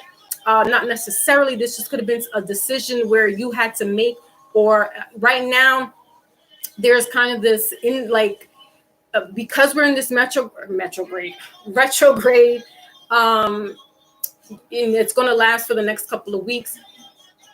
Just keep checking your messages, emails, spam, your mail. Like some people, I'm not one to always check my mailbox. So there could be stuff sitting in there that you haven't checked, or you got mail sitting on your desk or whatever, that you haven't looked through. All right, look through that. All right, so finances, your cards are the King of Coins and the Three of Swords. All right, so this may have to do very much well with a divorce. There's a divorce element, or there's some type of action, class action I'm hearing. Okay, class action. All right, this King of Pentacles here is giving me very much so judge vibes. All right, so there's this, this may have to do with a divorce, all right, or some type of legal separation. The Three of Swords has to do with bad breakups, has to do with, heart-wrenching separations and endings.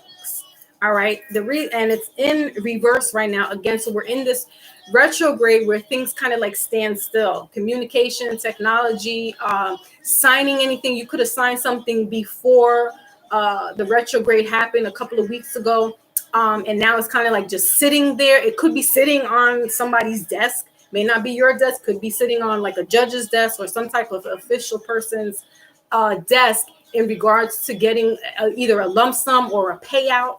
Okay, so just be on the lookout for that. All right, the Eight of Wands it's that communication card, but it's kind of like up in the air. All right, so you could have done something in August. Again, that's what I'm saying. We're hitting.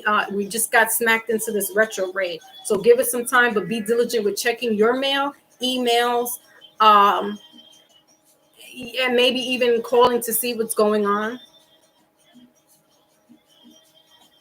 They were coming back, like I said, the fiscal year. So the judicial system, financial, they take like a hiatus in the summertime. So people could be just coming back from vacation. All right. So give it some time. If whoever's looking for some type of money settlement or something to that effect, just give it some time, because people are just getting back to work. We had, Labor Day and all that other good stuff. All right. So, because I feel like it's sitting on somebody's desk, either it's yours or sitting in their inbox, email, something to that effect. But so be diligent with that. All right, guys. All right. Who's calling me?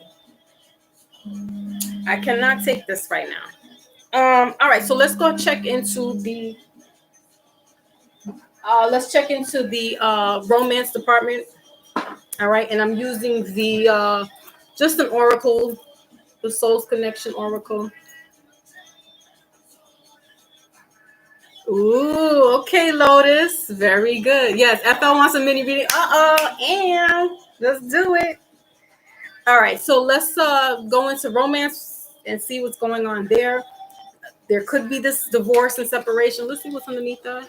Yes, so somebody could be going through a separation right now.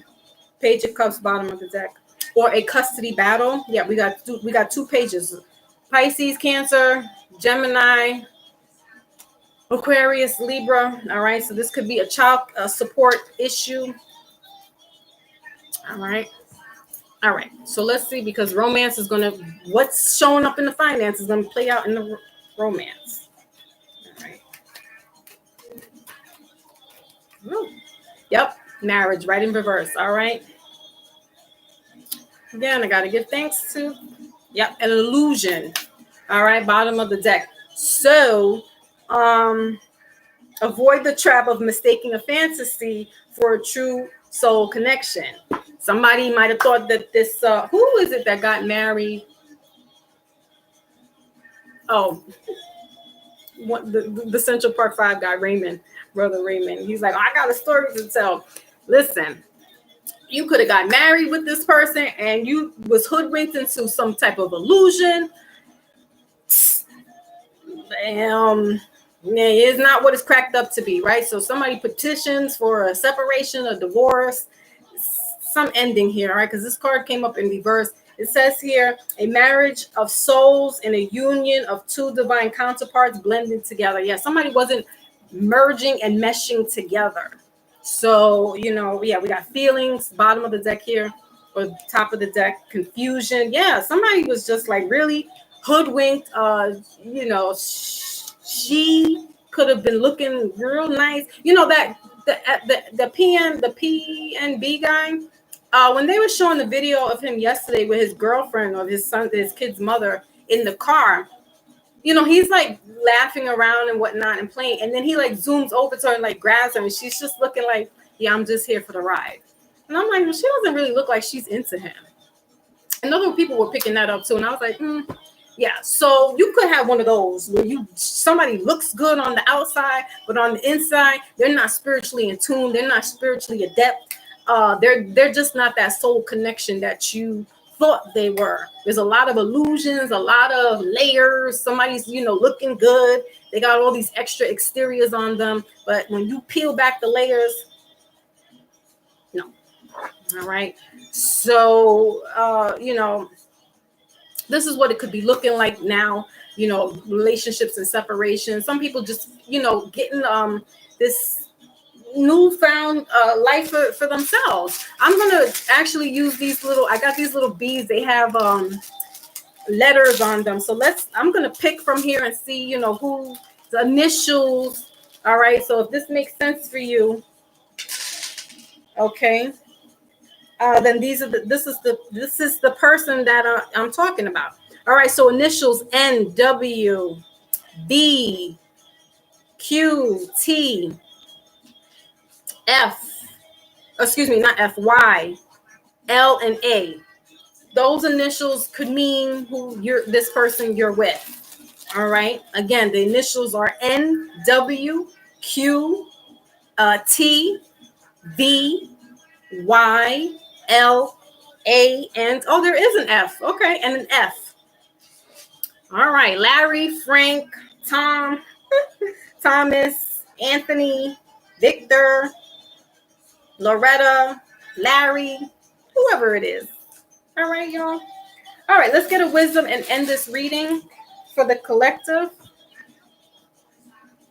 And I'm using good old Wisdom Oracle. That's right, Lotus. Check your messages, man. So on the 19th too. Oh, that's when I gotta go to jury duty. Yeah, 19th. Yeah. So Lotus says check for the 19th and the 22nd. Those days might mean something for you as well. All right, we got flexible here in reverse. All right. Middle of the deck is go the distance in reverse. And bottom of the deck is round and round. Yeah. So, you know, again, these cycles that we keep going through, they need to happen. We're in this retrograde, so some people are not, you know, they don't want to be flexible. Some of you need to do this flexing, all right, in regards to health, stretching, you know, doing the yoga poses, or just basically stretching your body. I'm guilty of this. I don't do it as often as I should be doing it because I'm like, I'm still like flexible. No. You 46. You need to go out there and go stretch your body out. So, you know, there's this having this inflexibility. All right. We need to do the reverse, right? That's round and round. Reverse psychology on ourselves is what we need to be doing. Because some of us can psych ourselves out or in and be like, no, I don't want to do this. And then, all right, I'm going to do it. The number is 19. So look at Lotus. She just told us, look out for numbers 19 and 22. That number is 19, breaking down to 8. That's infinity. So something keeps happening. You either need to break some cycles, all right, or be flexible to it. If you can't break it, you got to bend a little bit. This could be in regards to relationships, work, just yourself. You know, don't go so far that you will break, but sway and bend a little bit to, you know what I'm saying? Like, we got to be a little easy on ourselves sometimes and be easy with the people around us because we're going through a lot. So we can't let it break us, but we can bend a little bit, right? So that's what that is, what I'm getting. Definitely there could be somebody who is pregnant, or there is some type of somebody could be getting pregnant, or there's a cycle that's going to start, women's ovulation. All right. And this will produce a baby, because we got this King of Pentacles here. And then we have this new birth. So, sticky situation is somebody might get pregnant and they're trying to end this relationship. And it's like, God has another plan for you guys. Work it out. I don't know. But that's what I got for you guys. All right. So that has been the midweek check-in in regards to your finance, your health, and your romance. All right. And so that concludes that. And now we're going to do a mini reading. All right. So I know I saw FL there. I'm not sure. Oh, and Pamela comes through. Salute to Pamela, because I misinterpreted. She had sent me a donation, but I thought it was for a reading. But she's clearly said, this is not for your mini reading. This is just for you.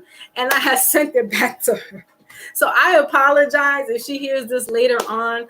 I don't want her to think, that I missed it and then I just cashed out her money. See, you live accordingly, guys. And all along, while I went back and then read what she wrote, she was just giving me money. She wasn't looking for a reading. So I had to say that and remind myself. Shout out to the new subscriber as well that we got a couple of days ago. Let me go back into the files and get the name.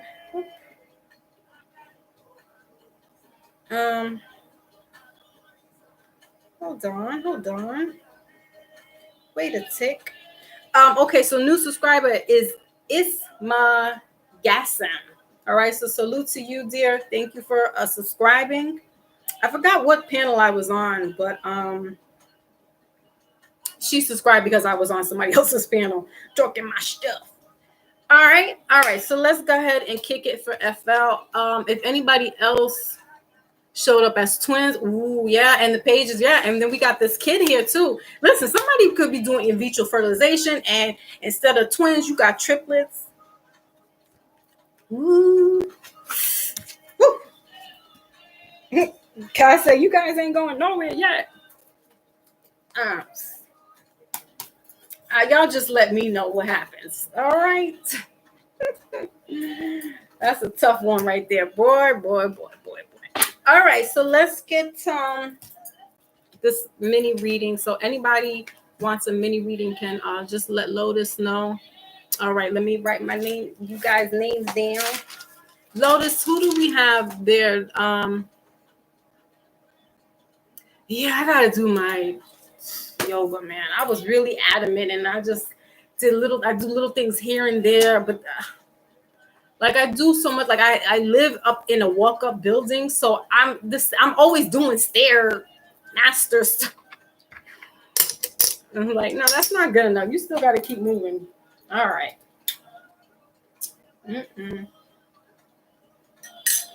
Hold on. All right, hold on. Let me just get a little snack. Shoot. Nice little fruit basket here, a little box that I bought yesterday.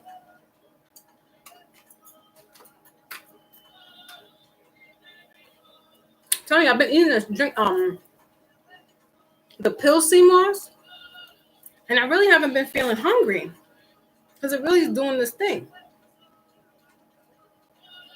So I'm just like, I'll eat fruit and have a heavy meal between 3 and 5 o'clock, and that's it. Later on, just have some more snacks or just keep drinking water. Ooh.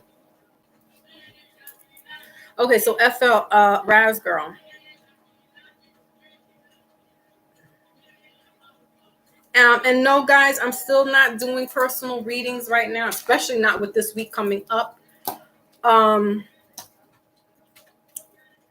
So I know somebody was trying to get into my webpage, and they were like, what's going on? I can't get in to book an appointment. So I had disactivated the account to get in to make appointments. but I also blocked my schedule. I don't know what happened. So I definitely will let everybody know when I will be doing personal readings again. Just sometimes spirit says be still and just sit, and you got to get your message. You got to get yourself right. You know, and just like right before all that, and then with Brother Rich, it was just like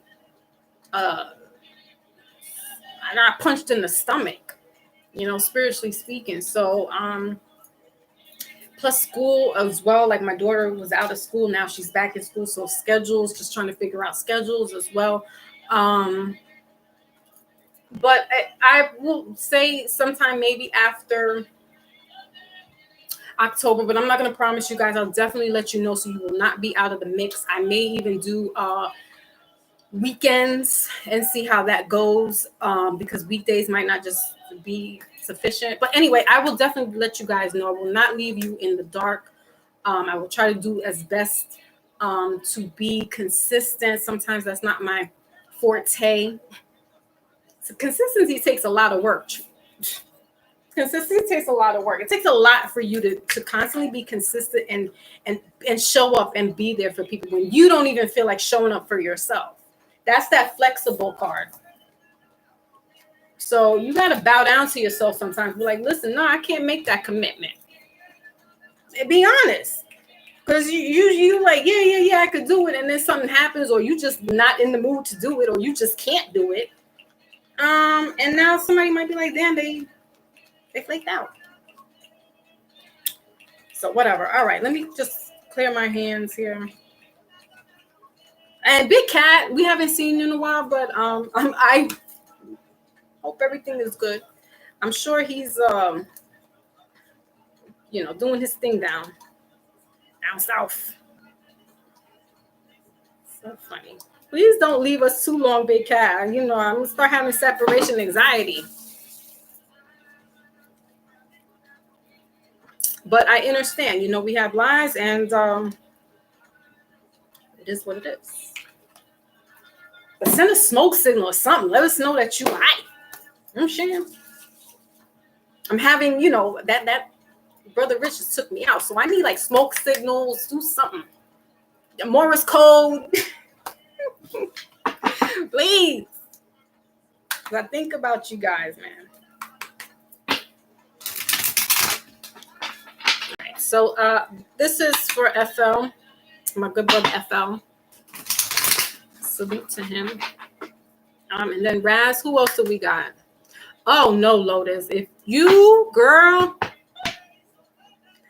woof. Oh. Triplets. Jeez. So triplets, so many multiples. Oh, okay. I found that's what we're talking about. Get that damn land. I'm gonna come visit. That's what I would love to do. That. I think that's what we should be doing, though. But what do I know? Some other stuff.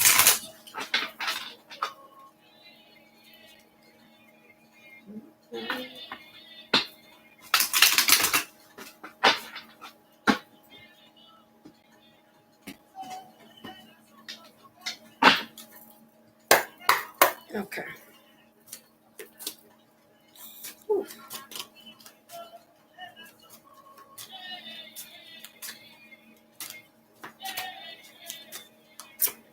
We couldn't play too much. I'm put ancestor music on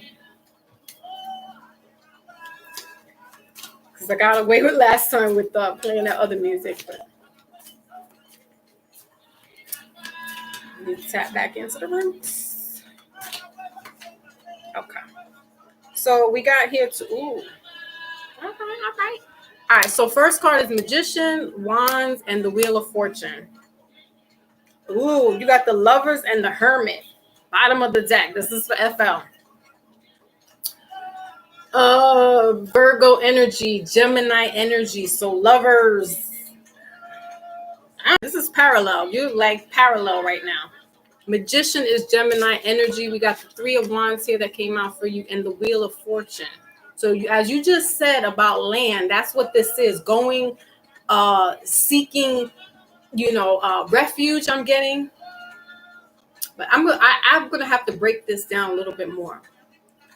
So doing some clarification.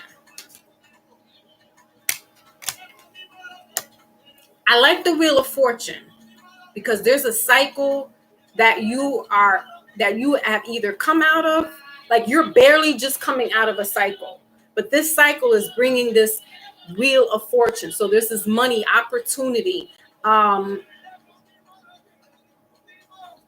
This is like search of self as well. This is that moral compass that I was talking about. So there's this coming from, the magician trying to be the alchemist, right? Because the magician in tarot is mastering crafts, but mastering all of pentacles, swords, the wands, everything in the tarot cards, right? And he's also mastering as above, so below, right? And the Three of Wands has to do with waiting for your ships to come in, but it's in reverse.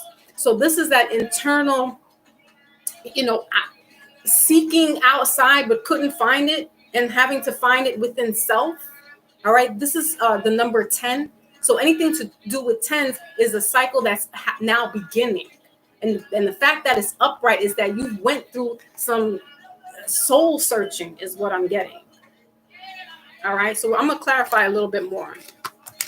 All right, and I believe the Wheel of Fortune is Sagittarius energy. So there's a lot of this fire, air element. All right, we got the Hermit here. The Hermit has to do with this going, maybe you got to go up to the mountaintops to kind of isolate yourself, to get centered with self. All right, doing that inner work. All right. What am I going to clarify? Let's use the Witches deck. All right, we'll clarify Witches deck. No, thank you. That's what I'm getting. That leads and stuff like that.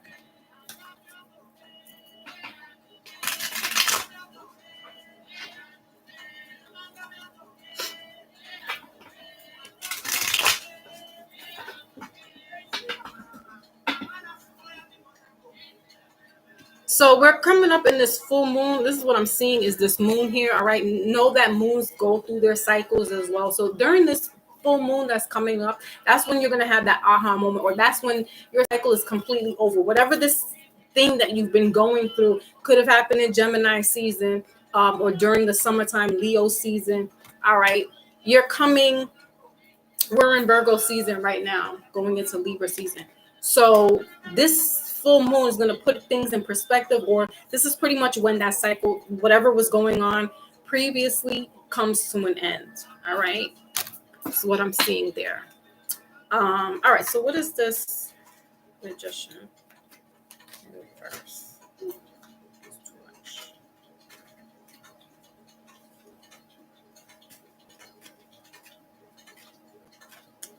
Reading. All right. So like,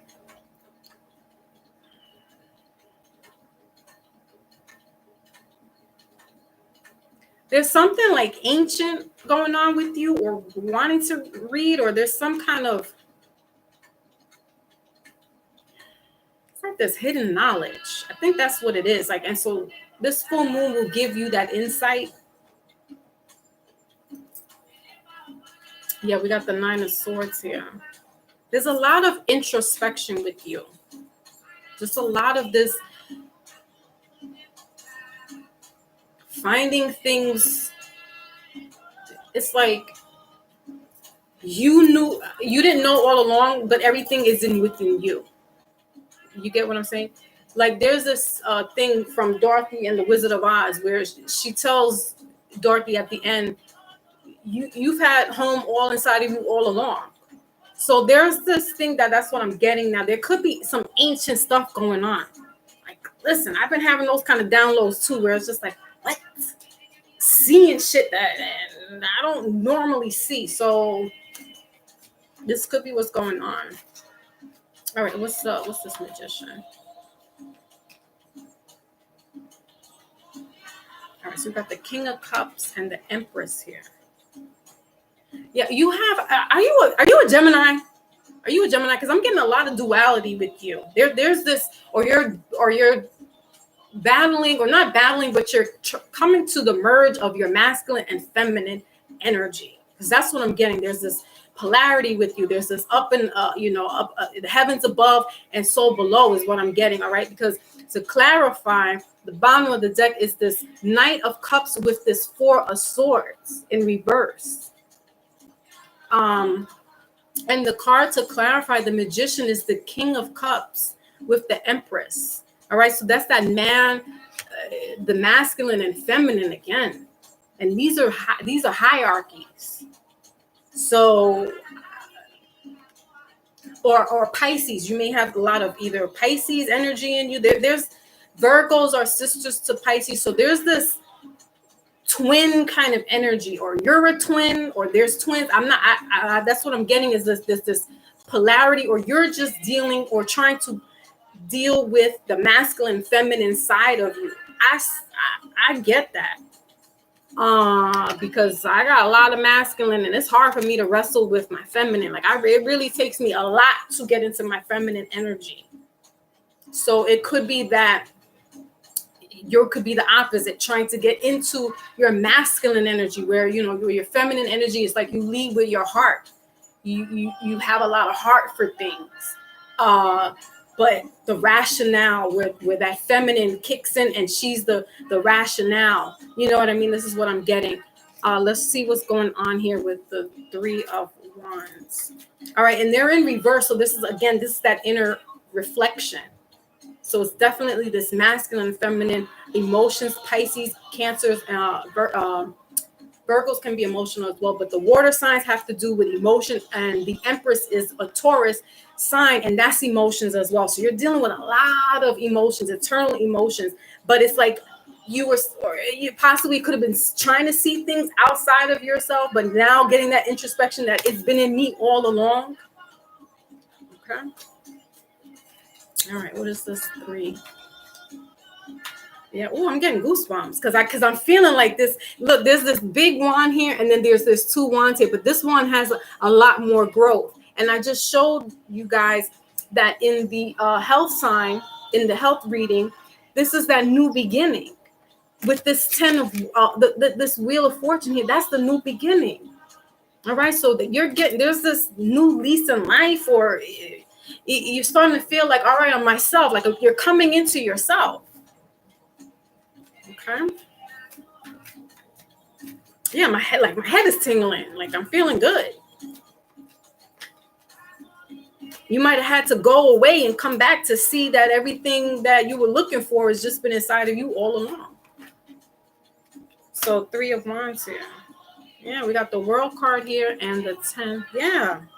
Damn, FL, you keep getting a lot of bottom of the like together. Like cards keep coming out together. Look, the 3 of Wands showed up the bottom of the deck in the Fool card. Yeah, you might have had to go away, or you want to go away, or you need to go away to get your introspection. Look, boom.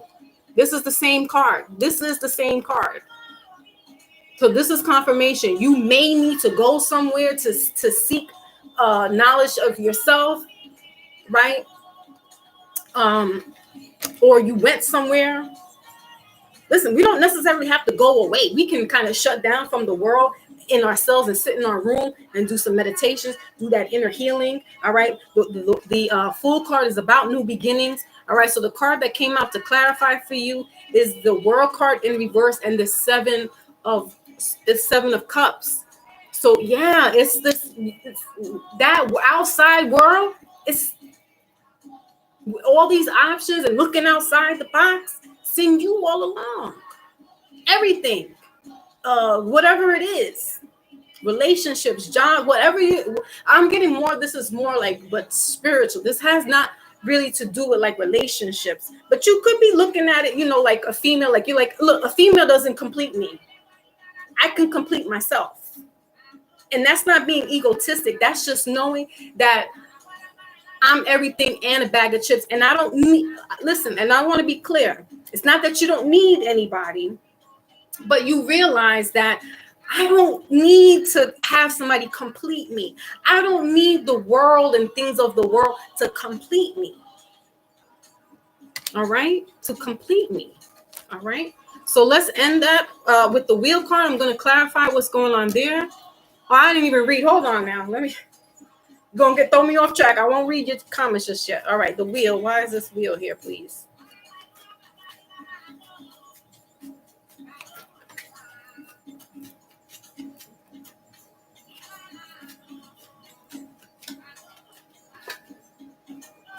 You keep getting a lot of 2 cards. FL, I'm done with you. I'm done with you. Middle of the deck is the 3 of cups. Again, female energy could be coming through. You could be dealing with a lot of females, or this is just feminine energy. Like I complete me. Bottom of the deck is this 8 of Pentacles. Again, working on yourself. That introspection, not outside. I don't need all this money. I don't need all that. That's all I'm getting is I don't need this shit. Like I feel like you like this. Like, I don't need that shit. I'm good with me. Let me clarify the last card for you. We got the 10 of Wands here and the 6 of Wands in reverse. This is that letting go of the burdens, whatever was affecting you. Again, maybe having to move away. All right, maybe not feeling victorious or being able to conquer where you're at currently. Maybe moving away. This is what's going to help you, but releasing these burdens. Again, you are definitely dealing with some duality, and it could be dealing with ego and id and just self. I'm no psychologist and all that good stuff. I don't know about all that. However, that's what I'm getting is this like internal conflict of the masculine and feminine trying to merge together so that they can be one. So you could be one and be like, yo, I'm whole. All right.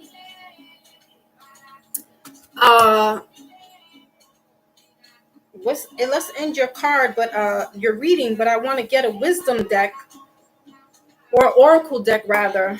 I don't know with you. I don't know if I want to do a wisdom oracle because I got a lot of spice and you got like this internal woof going on. Let's get an angel. Let's get some angel wisdom here. I like it. You like it. All right. So I'm gonna just do a angel oracle to end out your reading, FL, because I feel like this is like coming from above, man. Like I don't know what else to say. I don't know how to break it down. Hopefully this makes sense for you in some ways and not. Remember, if it doesn't come back later on to listen to the message, you may want to take notes. Remain positive. Yep. So, hopefully it makes sense for you. Okay, be assertive. That's what I'm getting. Like, I'm good. Like, that's what I don't need this. I'm good. That's what I'm getting. Like, to be, just being assertive. Like, I'm good. That saying, I could do bad by myself, right? Improving health. All right. So that's that mental health. This is that, you might have needed to or might need to go somewhere to better your physical health to help your mental health. All right. I sure do. Lord, give me a sign. In my DMX voice. Yeah, listen to your intuition. There we go. Let your conscience be your guide. All right. So what angel message, please?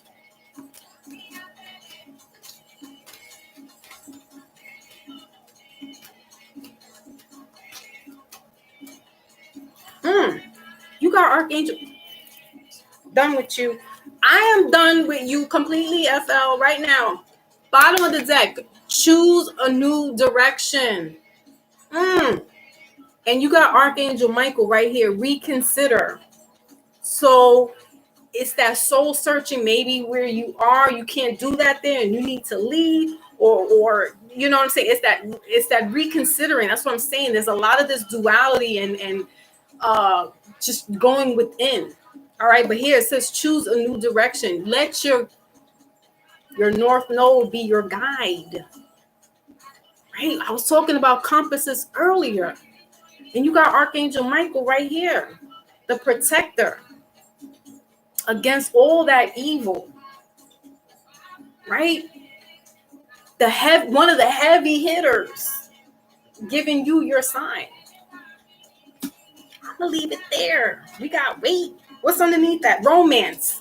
So I don't know who you're dealing with, but you're not with them anymore. And this new direction may bring a romance. Could be a Gemini, or you're the Gemini. I told you there's twins. Something's going on with twins.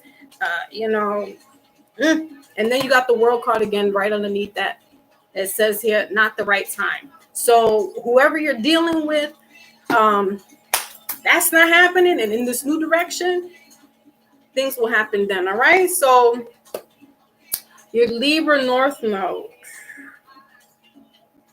So we're in a Mercury retrograde in Libra. So this is a lot. I don't know what the full moon is going to be, and maybe Lotus might know, but well,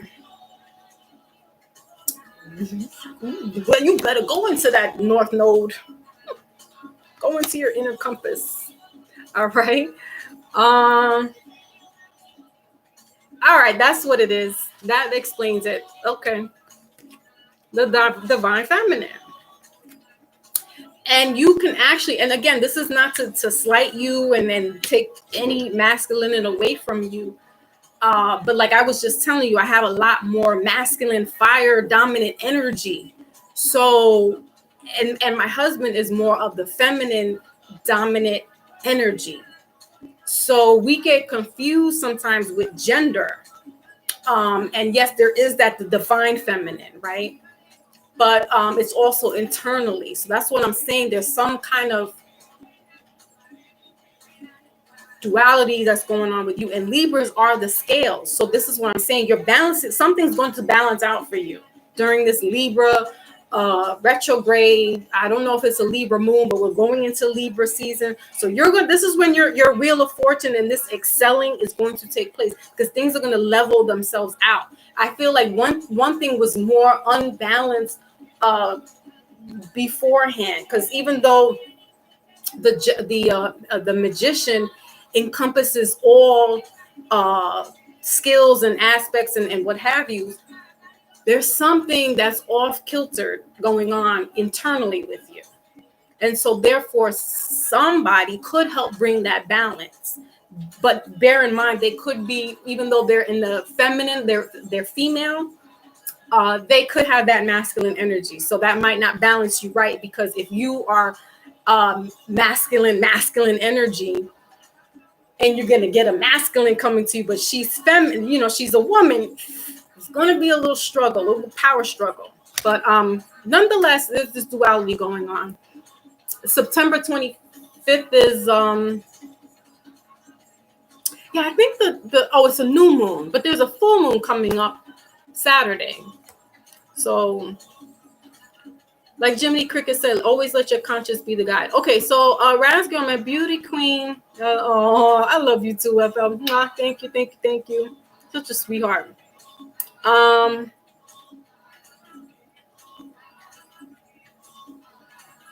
Listen, FL, I seen your picture. Oh, my brother Nate Max in the building. Salute. Again, listen, guys, I'm serious. In all jokes aside, I'm telling you, Brother Rich took me out, y'all. He took me out. I don't ever, never, not a day without thinking about him. It's really sad, because I really want to talk to him. And I know, Rasgirl, that's how you feel.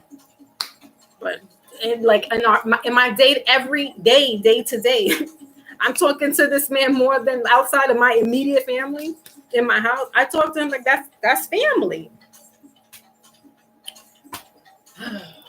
So please. But FL, not to be honest, like I saw you, you a little something. So I can't blame the girls. I'm not saying you doing that, but I was like, wait a second, this is FL? Okay. I see what's going on here. To be all fair with them. Not taking their sides or anything. I can understand why they might think that. Okay. All right, so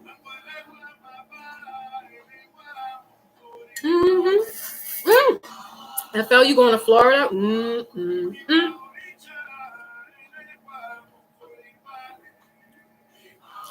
Yeah, it's no good. I know. It's no bueno. No bueno.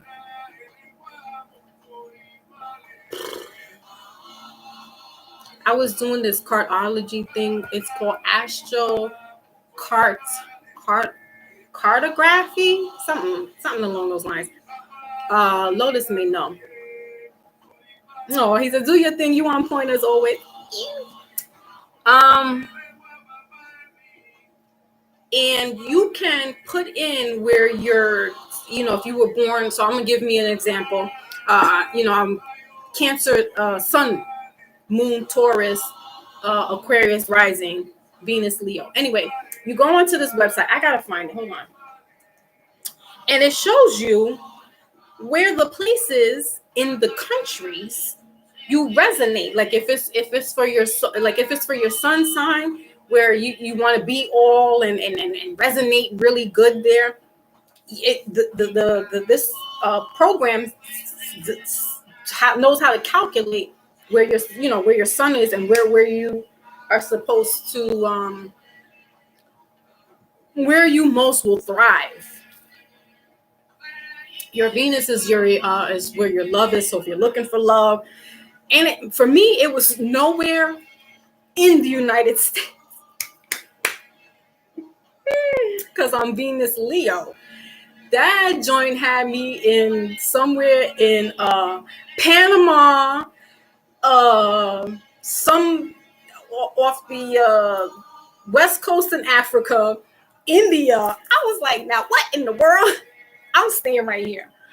And my sun sign for Cancer, only two places, one in the United States and one in Canada. So Atlanta, Georgia, or in the vicinities of would be best where I would thrive better, mind, body, and soul down there as opposed to here. Though when I do my numerology number, like my name in numerology, I still resonate in New York. So, but I also resonate in Atlanta. So I'm like, but Atlanta's hot. I might have to go on the outskirts. And the other place was Ottawa, Canada. I'm like, what the hell? What is going on in Ottawa? That's where my sun sign put me. I was like, damn, I couldn't get to the islands. Like, y'all didn't even put me in Ottawa. Let me see where this place is going. Of course I didn't. Yeah. Sometimes I'm too smart for my own good. So I didn't copy down.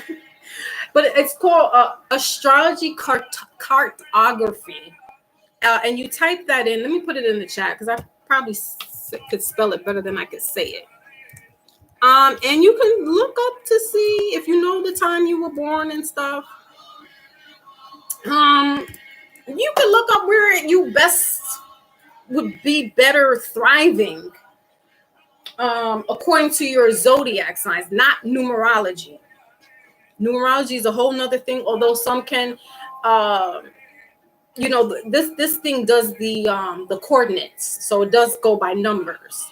So I'm like 44 degrees in longitude, whatever. And that's how that does. Listen, we need more. What are those people called that know how to do the charts and stuff? Like, that's what we need. Stop. We got enough rappers in the world. Like, can we get some more scholars out here, please? All right, so let's go down.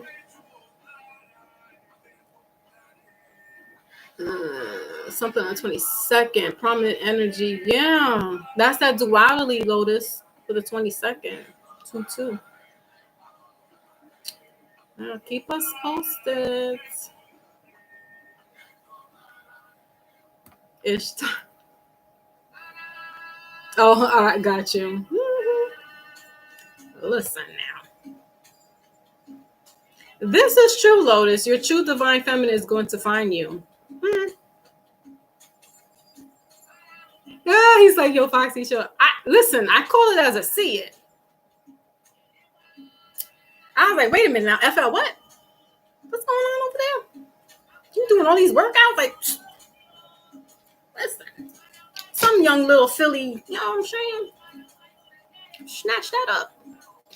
Full moon in Pisces. There you go. That's where this emotion. Oh God, I'm going to be a mess, or maybe not. Cancers are ruled by the moon, but Pisces are emotional little people.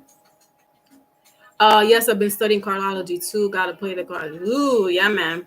That's another thing. I love that stuff. We need more. Please be a teacher for that. FL, study that and master it if you will, if you can, and help us out.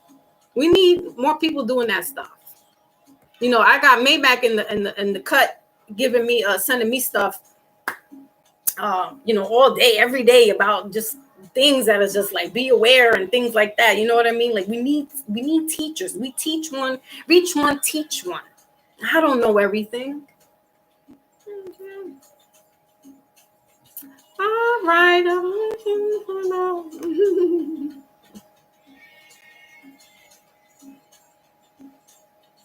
Yeah, that's the website. So you guys can look. Yeah, Atlantis. So, and you know, I've never been, but I have family that's in Stone Mountain. And that's where like red pill, blue pill and them are at and stuff like that. And so that's a big mecca. I'm just, New York City won't let me go. She loves me too much. All right, I think I look at it in the mountains. Yeah, me too. I think so too, Lotus. The mountains, I could be anywhere really. I like lake, ocean, beachfront, and mountains. I gotta have like, I don't know about Atlanta. And my sister girlfriend, we've been knowing each other since 6th grade. She's in Savannah. So that's off the coast. Maybe. Yeah, Ra was up there. Exactly. I was like, what? That's Stone Mountain. They did that. I was like, man, listen. Yeah, I listened to him. I actually got like a little 5-minute reading from him. I called him up. I sure did. He gave me a little tidbit, told me, you know, your Saturn and Leo, you had a hard, your parents gave you that tough love. And he was like, yep, one of your parents or both of your parents was just not, they kind of like neglected you. And I'm like, how does this man know my life already in just 5 minutes? I was like, oh shit. But he charges three beans for his readings. I was like, oh, call you back on payday. So he is the truth. Brother Rob, he is the truth. He's a brilliant genius. And then he laughs like he's just a mad scientist. So we need more people out here. All right. Raz. Rainbows.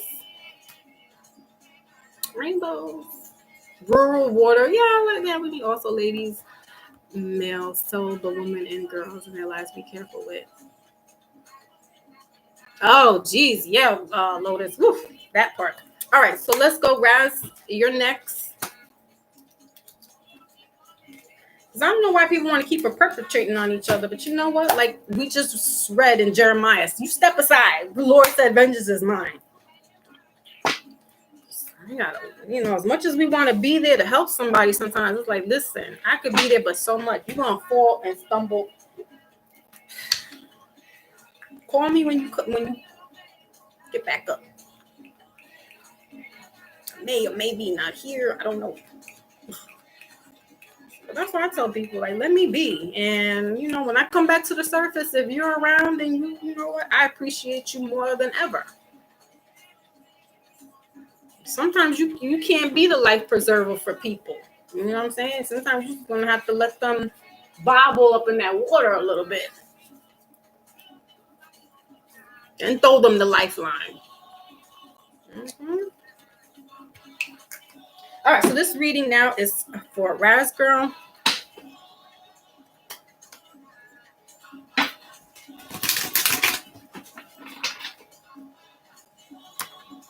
Mm-hmm. 2 of Cups.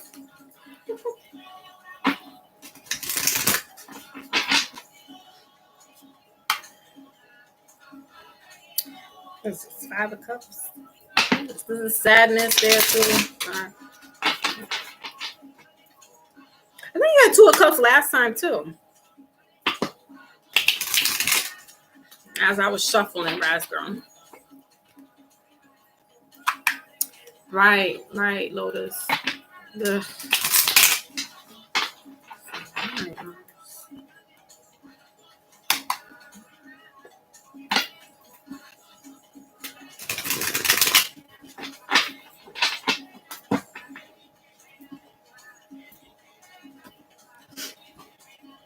Okay, okay.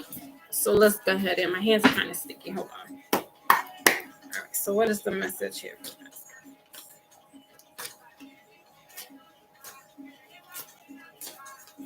I keep seeing a bow tie, a red bow tie, like you know how you put on the gifts. So I don't know if that means something for you.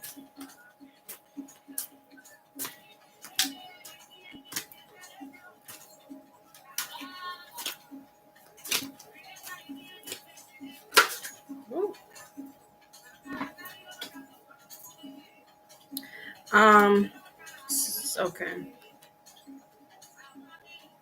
Hmm.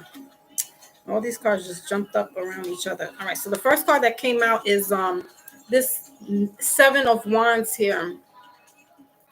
You know, the Seven of Wands has to do with like protecting that energy. All right. I think you had Seven of Wands before as well. Um. Let's see what else is going on here.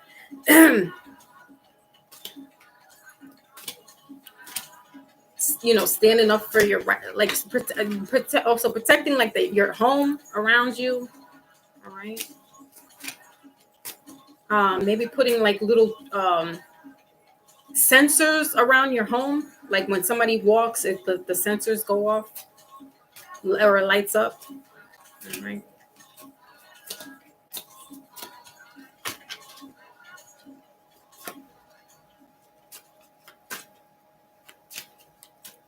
Or you just be on point with your senses. Ten of coins. What else? The Emperor. Bank accounts. Maybe getting extra protection on so if you do like some type of your debit cards or doing transactions and stuff, just keep an eye on that. Because you know there could be some creepers behind there trying to get access to your account. So like extra protection, either changing passwords um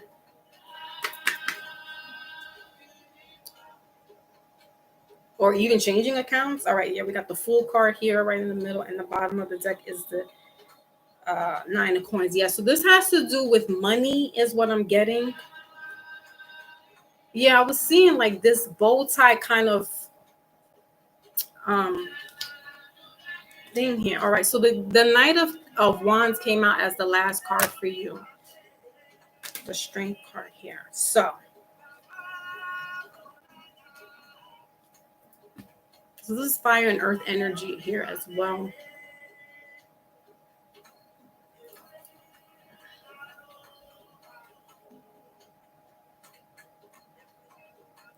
You know,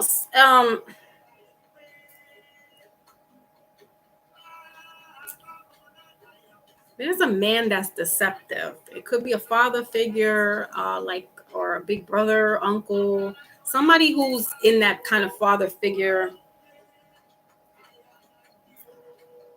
I'm gonna clarify, but I'm not sure if they're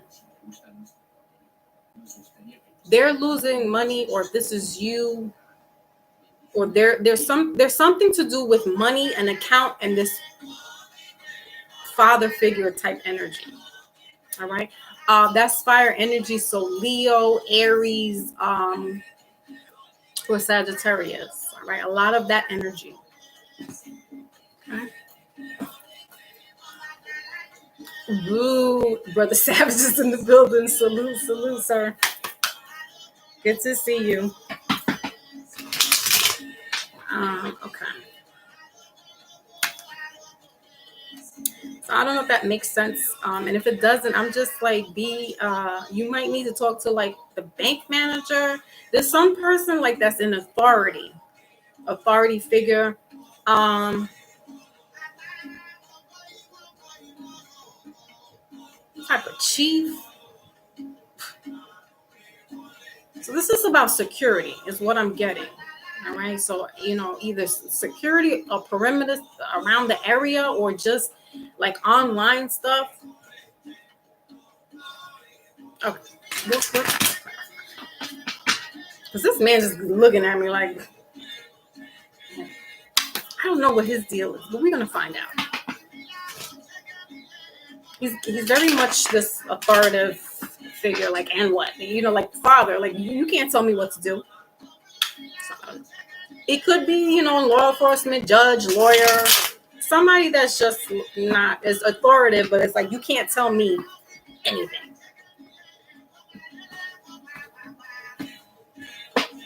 Okay. So what is this? This one.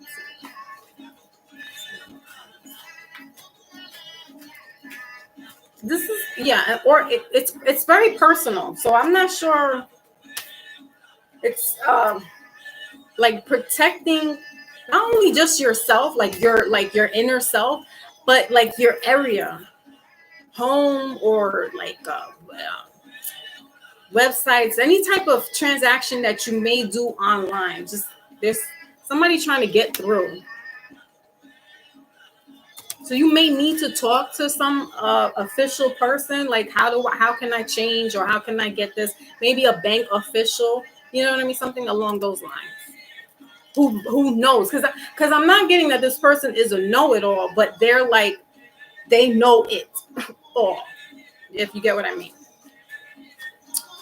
All right. So what is this? Let's see.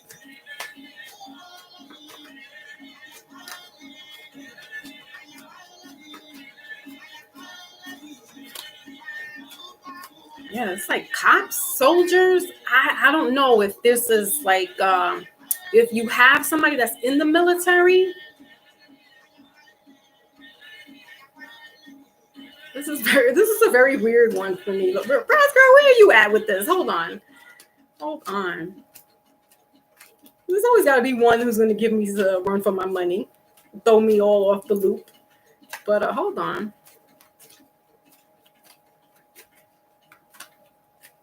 Like FL was like, here we got chiefs, George, judges, lawyer. Like, what's going on? Yeah, Hierophants. That's way too many. But yeah, there's like some official person. So I don't know. This like father figure.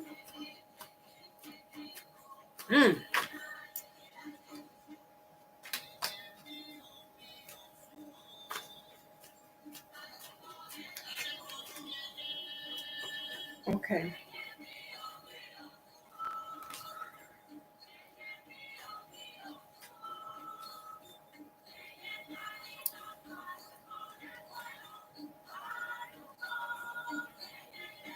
We got the Knight of Pentacles in reverse with the Page of Pentacles to clarify this Seven of Wands. All right. Excuse me, this Page of Pentacles with the Knight of Pentacles. So there's this military. So I'm getting like military dad or military uncle. Help me out here, Raz girl, because I'm drowning. I mean, yeah. Military police, there's somebody, and it could definitely well be an ancestor because, well, the king is upright, but the Seven of Wands and this page is in reverse. So this could have been something from childhood.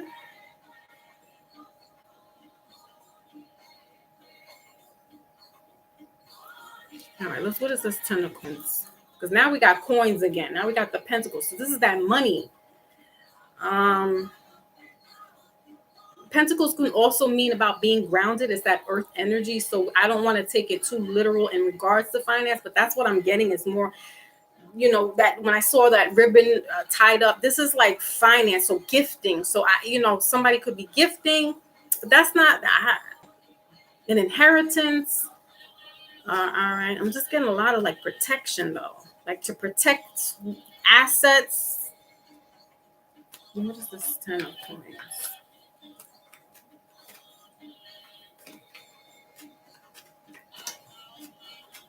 This king wants me to talk to. He wants me to tell you something. I'm gonna get to him in a minute because he's just giving me like this.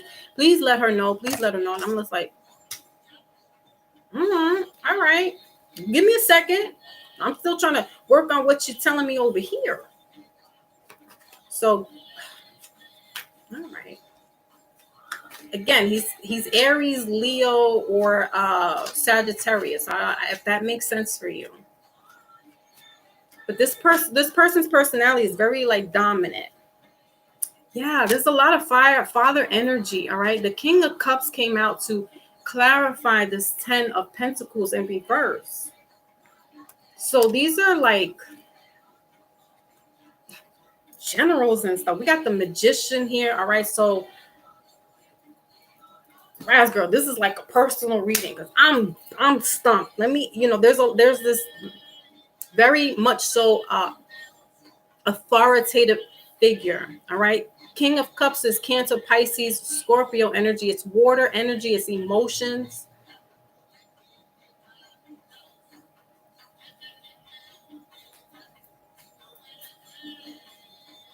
I'm not sure if this is meaning anything for you, but this could be an ancestor, or could be a distant uncle, you know.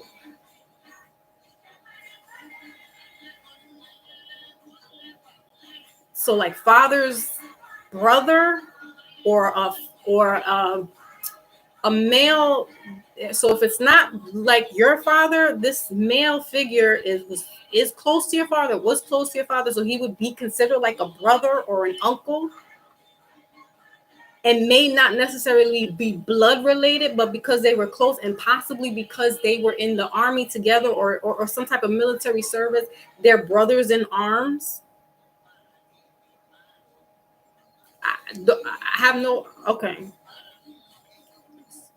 So they're to look out for you if there's somebody but these males are not transition. So you may need to hear some father perspective advice in regards to money. Somebody who knows about protecting assets. All right. So getting some advice from these males. All right. Now let's hear what this King of Wands, because he's very like, it's that Leo energy. Gotta be a Leo. Big cat. Leo energy. Just be like, I'm here. I'm here. All right. So what do you want to say? All right.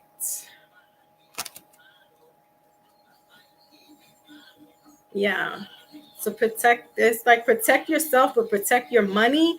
We got the Four of Pentacles in the middle of the deck. Bottom of the deck is the Two of Pentacles in reverse. The Four of Swords here, and this Page of Wands is confirming this king. So this is somebody that, again, this is somebody in your childhood that, again, it's like this Leo. He's very much so a Leo or an Aries. This is not the Sagittarius where because Sagittarius knows how to they're chill, like they're the chill of the fire signs, but like a Leo and an Aries is very much like, Leos are very much in your face, and this is what this guy is. This male figure is giving me. So it's somebody that you knew in childhood. That's what I'm saying, like an uncle, that's like a father figure or near you. You need to get a hold of them, or they will be reaching out to you, or there's some kind of communication that will be brought to you in regards to like protecting your household too. So you may want to ask them how, or you may want to talk to them as far as they may know how to, because if they were like in the military, or they're cops or something like that, they know how to like protect the perimeters around your house. All right. So that, yeah, this is somebody that because we got two pages here. So this is somebody like you knew like in childhood. So if they're not blood related, they're like family, like friends of family that you grew up with that are like family. Does this make sense? Okay.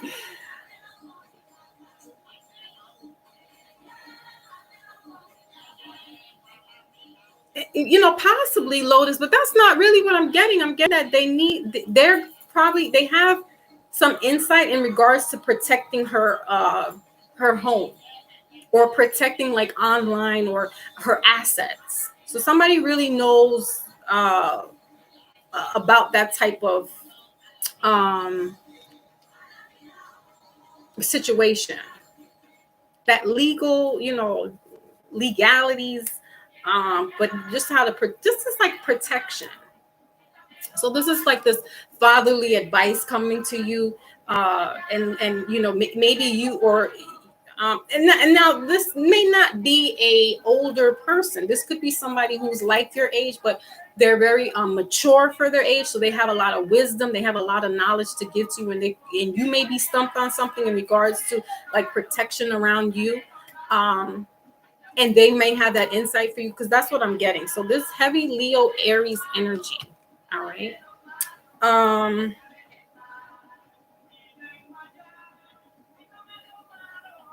let's get this.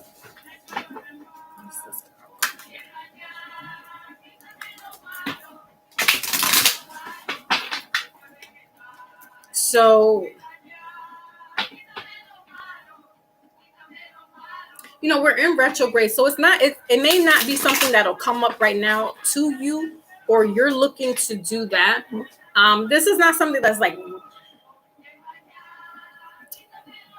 I wouldn't say it's not of importance, but it's something that, if you get this message or you get this information, like you could take heed to it and act on it. But it's, I don't see any imminent danger. I'm just seeing that somebody has some advice in regards to protecting your perimeter and or like your money, like assets or something to do with like online. But they have like military or police background type of insight, or lawyer. Like they know a lot about that type of stuff, if that makes sense. Okay. So let's get an outcome. Jeez, raspberry on my head's like boom boom. All right, we got the Seven of Swords. Yeah, this is this protecting energy. So this, we're in this retrograde. Okay, so things may not come up right now. Again, like I said, but you need to, if you're feeling like you can't, like it's not urgent, is what I'm getting. It's just it needs to be. You need to know this is what I'm getting. And this could be because you're in something new, or you just need to like revamp the security protection. So like I said, possibly getting little lights that kind of light up when somebody walks around, so it lights up. Just as simple as that. Or really like talking to somebody who knows how to secure your area better, and secure like stuff online, like your cards, debit transactions, things like that, like kind of foolproof somebody accessing your account. All right. All right, let's get you a I'm trying to figure out what oracle to end you with.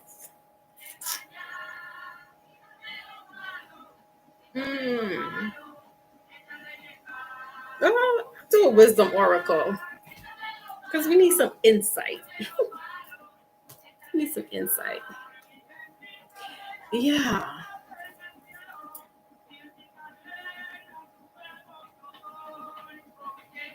Yeah, no, I hear you, Lotus, but yeah, that's what I'm getting. It's like not so much that, but I mean, it's possible.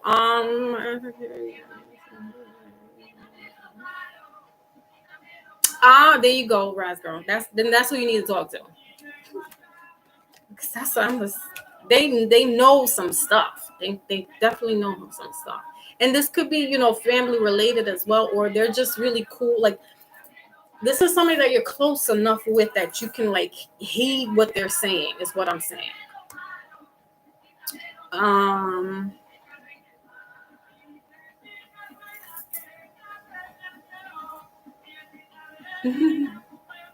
Yeah, that's what it is. So this person could have a very strong presence, like where they work at. Like they could be a boss or a chief, like in the banks. I don't know if that's a thing. But take heed to what he says. If you need to seek him out, because he may not necessarily, come to you about it. This is something where you may need to come to him and say, oh, do you know, da, da, da, da, da. Again, not necessarily now, but we are in this retrograde, and signing contracts or doing technology can be an issue. So that's why I was getting that online. Like somebody might try to, come in if you're doing a transaction, only because that's happened to me. So I could see that happening as well, especially with this guy's face looking a little suspect. And then like that one coin dipping in. So like wanting to just secure like online transactions. So being careful with, doing, wherever you use your card and your information, you want to like foolproof it. There you go. That's what I want to say.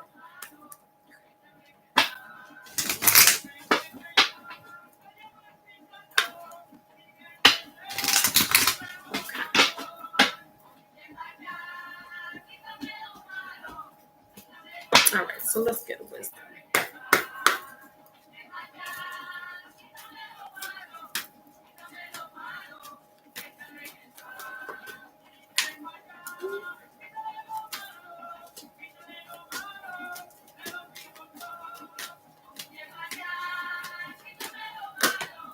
All righty. You got milk and honey.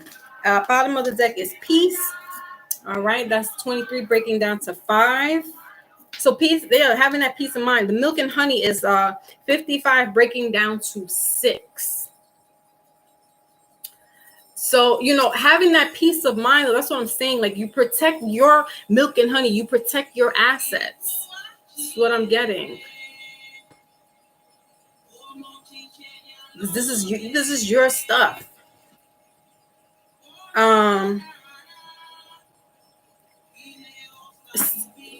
Lotus, you might be onto something as well with ancestors, because this could be this is somebody that's like got your best interest at heart. So they're not going to steer you wrong, right? They're going to make sure that everything is protected, because this is all your hard-earned work, whether it's you building up your home or, your money, that you have invested and put into things.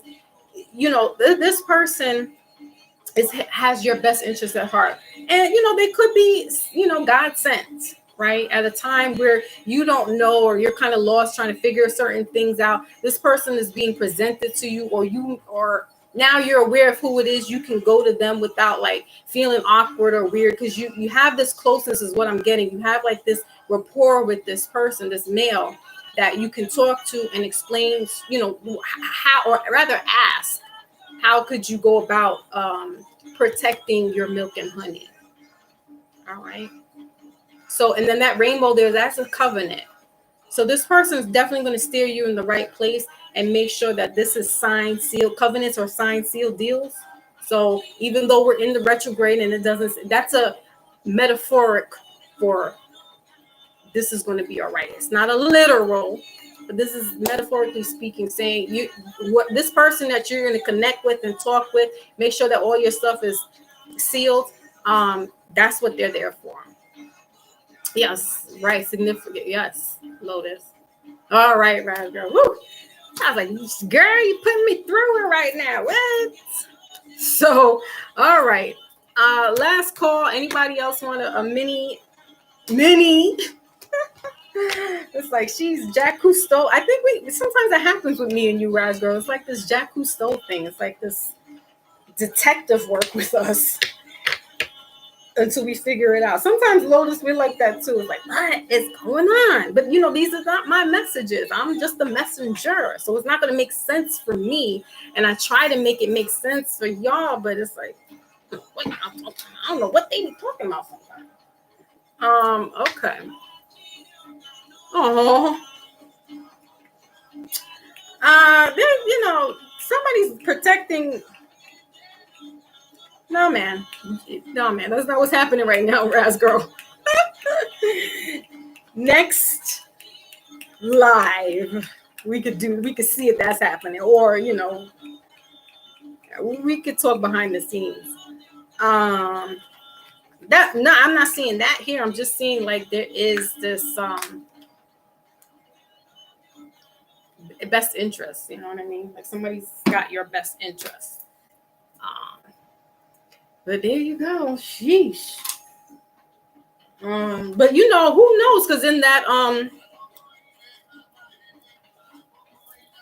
the overall reading that we did earlier, Olisa said she saw triplets. I saw twins. So I don't know.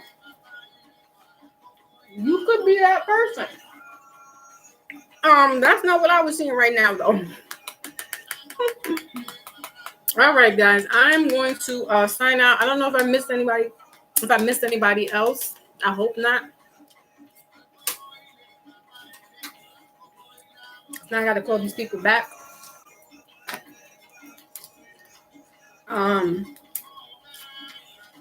I will try to come back. I'm not going to do next week because I have to do this stupid jury duty.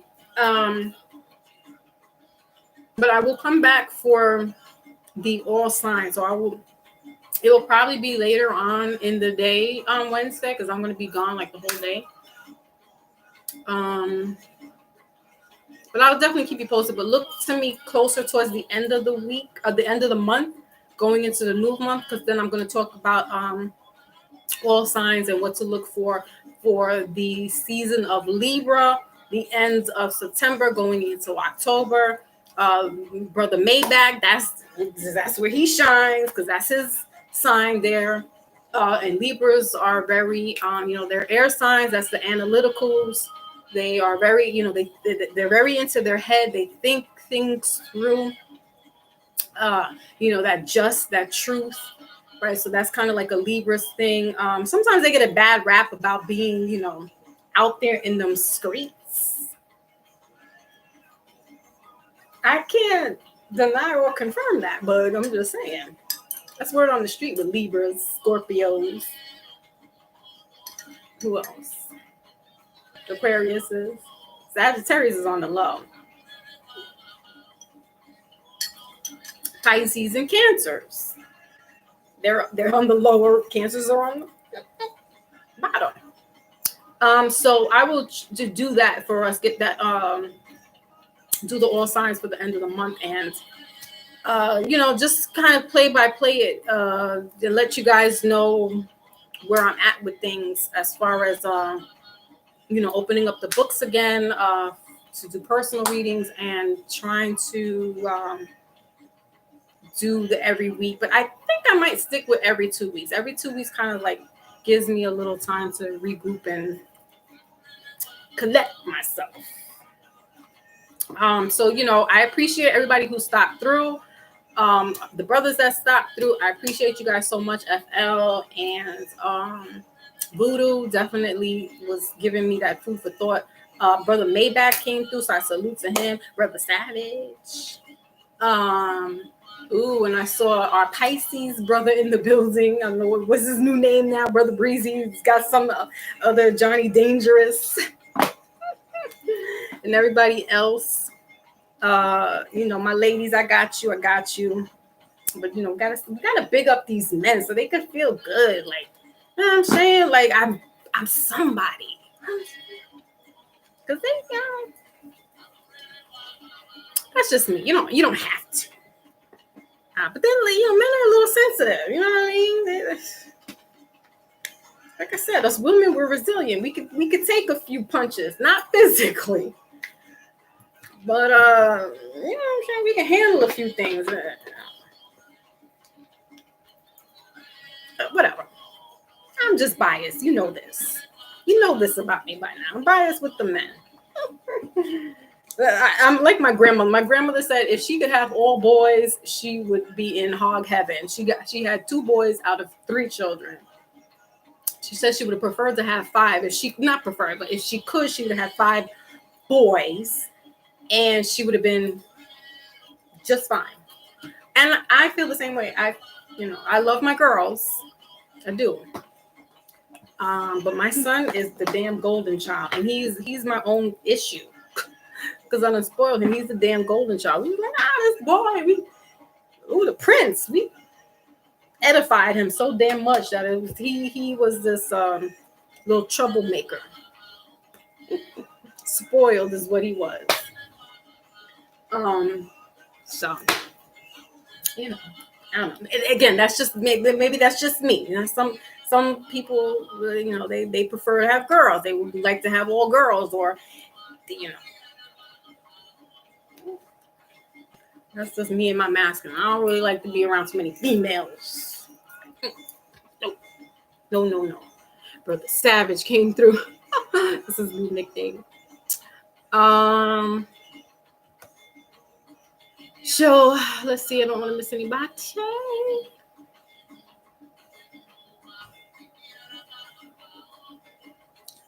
Okay, Rascal, if you were thinking that, then you need to act on that. And you may need to consult with somebody who knows how to do installation.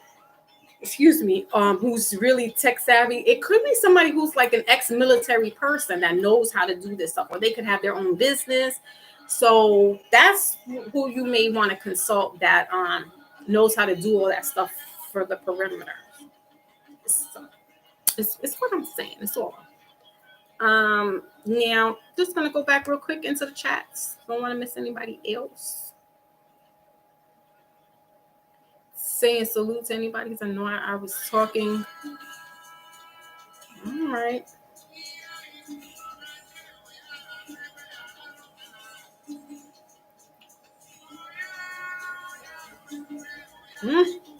Go for it, FL. Now I'm seeing all his what he was writing. Go for it. Sky's the limit.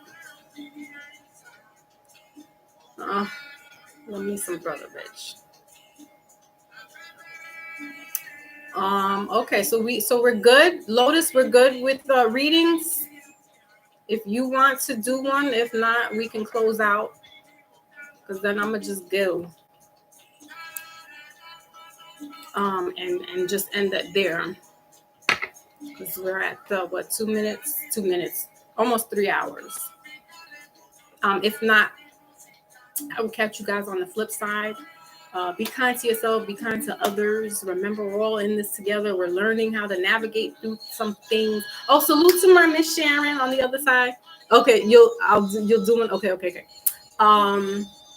Because I know she's like, what? You know, we haven't spoken in a while, and so again, I always love to hear her perspective and feedback. So, all right, let's give Lotus her reading and send everybody off, and then we are out to here. Audi 5000. Lotus, don't trip me up now with the yourself, because you know, we channel each other, and it's like, oh, I'll be here for another 20 minutes trying to figure out what's going on. That Raz girl done put me through a spin. What is going on here? Oh no, man. Uh-oh. All right. Taking a spiritual bath while I'm doing this. And remember, guys, to get your crystals if you can. You know what I mean? Like, protect yourself, guard yourself up out there. I done gave my son my shungite. So, you know, you want to have that crystals on you to emit away that negative energy, right? Get your sage if you can, if you're into that stuff. Burn some incense. I know Maybach was like, I was burning some incense. That's right. Clear that energy. Speaking of which, let me open my window, because they had the doing construction, and I had to close my window. We're getting hot in here. We might be taking a lunch break. All right.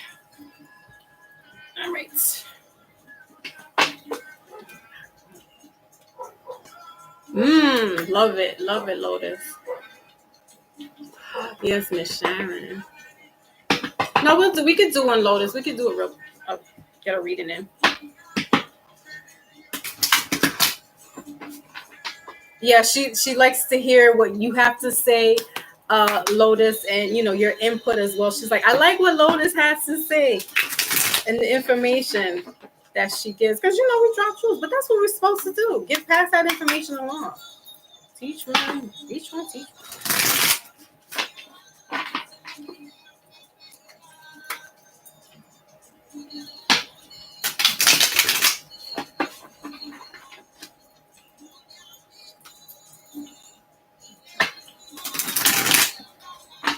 So I saw the Three of Coins there for you.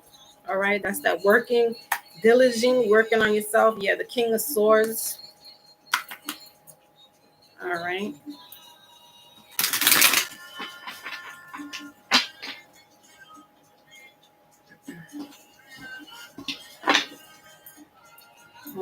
Working on self. Yep, mastery. All right, this is the Eight of Cups. Okay, so let's see.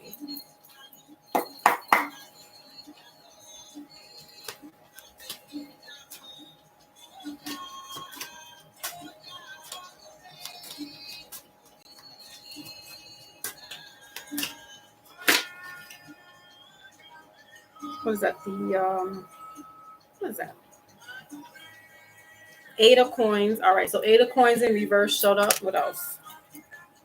So this is that as you're doing that inner work. But this is like your mastery, right? Also, you're another one that has to keep that energy to yourself. Yeah, we got this Queen of Wands here. All right. So it's like everything that you're doing is not. Yeah, the Hangman. This is all knowledge for you.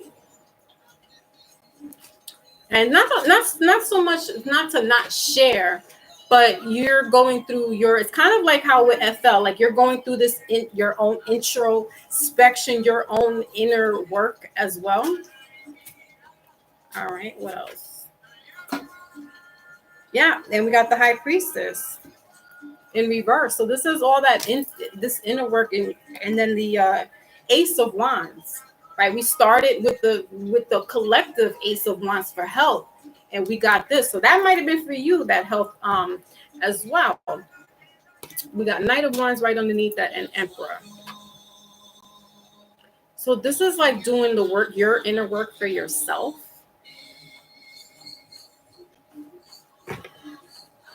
But it's like your mastery, like you everything that you're learning, that you're doing. This is for self. Not, again, this is not to say not to share with anybody, but sometimes we have to collect the knowledge, like I did yesterday. Gather the research before I come up here and start talking, right? Because we got to kind of know what we're doing before we can kind of then say something to somebody else. But what I'm getting is this is a lot of that introspection as well. And I might be saying it wrong, but I'm gonna clarify what's going on. So with the Eight of Coins, you got the Queen of Wands and the High Priestess. So that divine feminine energy is showing up.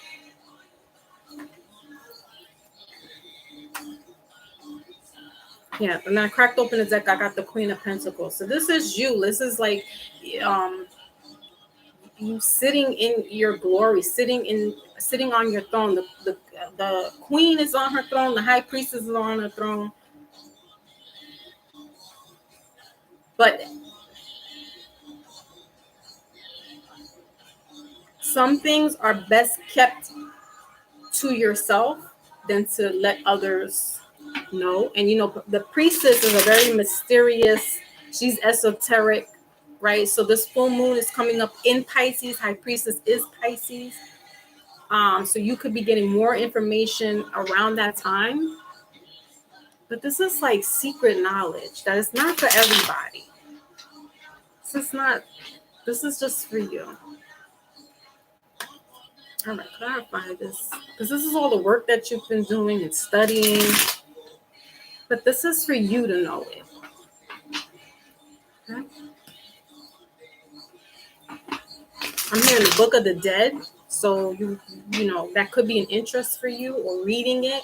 There's something esoteric that you need to look up or read, or you have been reading. That's your knowledge. That's for yourself. All right. What is this?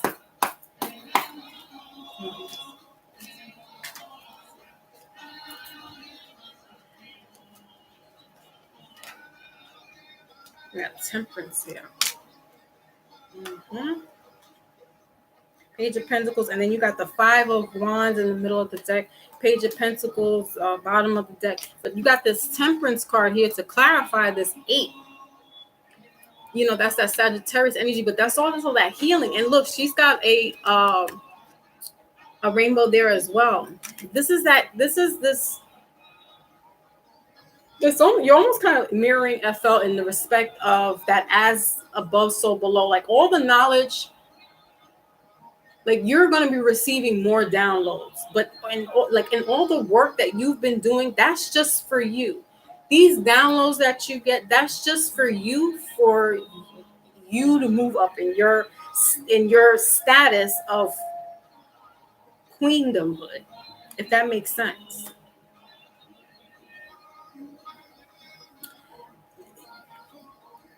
Like all the work that you're doing, if this makes sense, is propelling you, is putting you into this where you're sitting on your throne.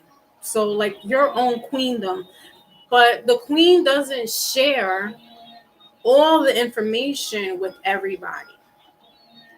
And whatever downloads you get, that's why I was like getting like the Book of the Dead, or maybe even just reading like the Bible, if you subscribe to that. But there's some knowledge that you're going to be getting as a download that's just for you. That's just your information. So it has nothing to do with anybody else. This is just you're getting your knowledge, but this is all like downloads. But this can come to you while reading, or doing meditation, prayers. This is where you're getting that knowledge. All right, so what is this? 4 of Cups in reverse. Yeah. And then the 3 of Pentacles showed up again in this deck. So bottom of the deck is the 3 of Pentacles. Yeah, so see that studying, right? To clarify, why is this Queen of Wands here? I got the 4 of Cups. So this is like ancestors. This is that download from out in the in the ethers that's coming to you. So this could be during quiet times, like prayers, meditation. Yeah, definitely meditation. There goes this king again, that King of Swords. He's uncle, I think it is, or your father. This is that male figure that came back. He's right underneath you with working. So listen carefully, because they're also, he's giving you some downloads, but you're getting like downloads like divinely guided. But this divine feminine energy is coming through. So this could be even an archangel, but this is not like a masculine or feminine. It could be a divine feminine energy, but not like a person. It's an angel. Okay, it's an angel. Angels could, they can take on the shape or form of masculine and feminine. But this is like angel talking to you. All right. But that's for you. That whatever is coming through for you is you. All right. That makes sense. It's not that I want to discourage you from sharing, but like even with myself, I have to be mindful about when I do my own readings and how much I'm enjoying and want to share what I learned. But certain things are just for me to know. And I like to overshare sometimes. So what I'm saying is that this is just for you. It has nothing to do with, wanting to share with others. This is like just for your own. This is like, your own private. There's a private conversation going on, and it's with the angels and yourself. I can't make it any more simpler than that. I don't know how else to articulate. All right, why is this High Priestess here?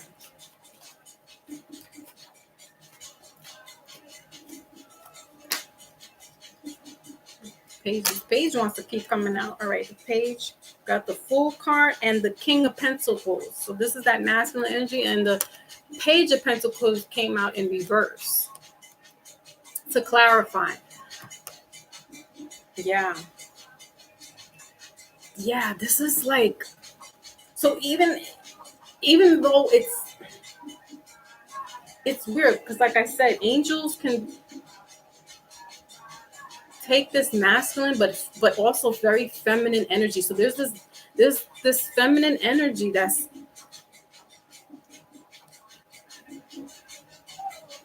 this is you as a divine feminine.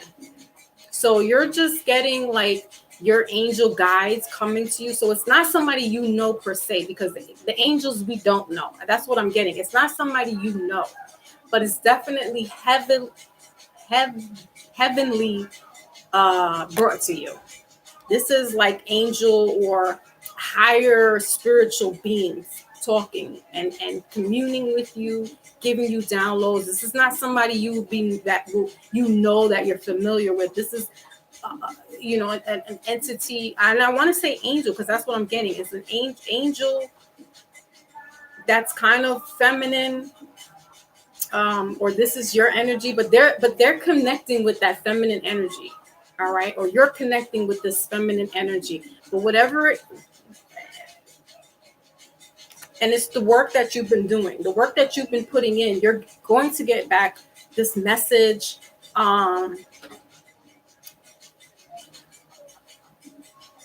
It's just like they want to talk to you. It's like they want to just have there's this conversation. It's like when you talk to your grandmother and your grandmother tells you, this is between me and you. Don't tell your mother anything. That's the kind of conversation that I'm getting, that I'm feeling, that I'm getting.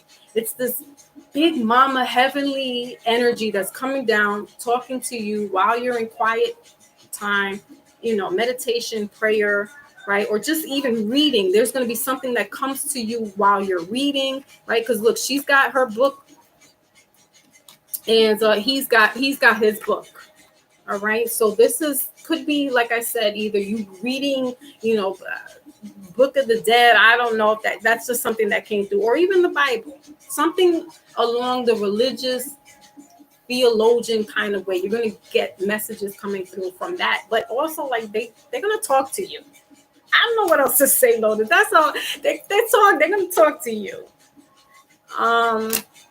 And like I said, it's that just your conversation. It's not like when grandma says, this is between us. It's between you and her. You don't say anything else about it. Okay. Thank you. All right. So if that makes sense, let's get an angel wisdom to wrap that up for you. Because this is definitely angel energy that is like coming through. And you can't, for me, like, I feel like Archangel, there's some that I can figure out that I'm masculine, but this is like, I don't know, feminine energy.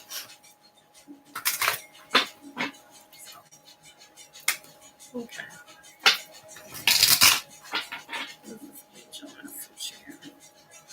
Yeah, communicate clearly as I open up the deck.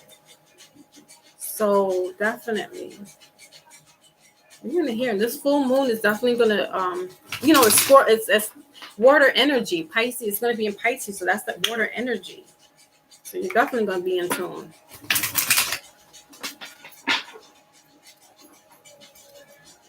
Yeah, look for signs.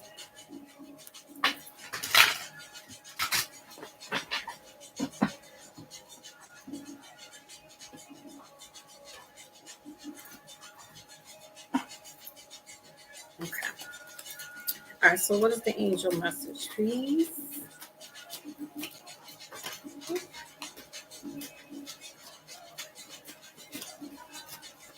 So communication, we saw there. What else?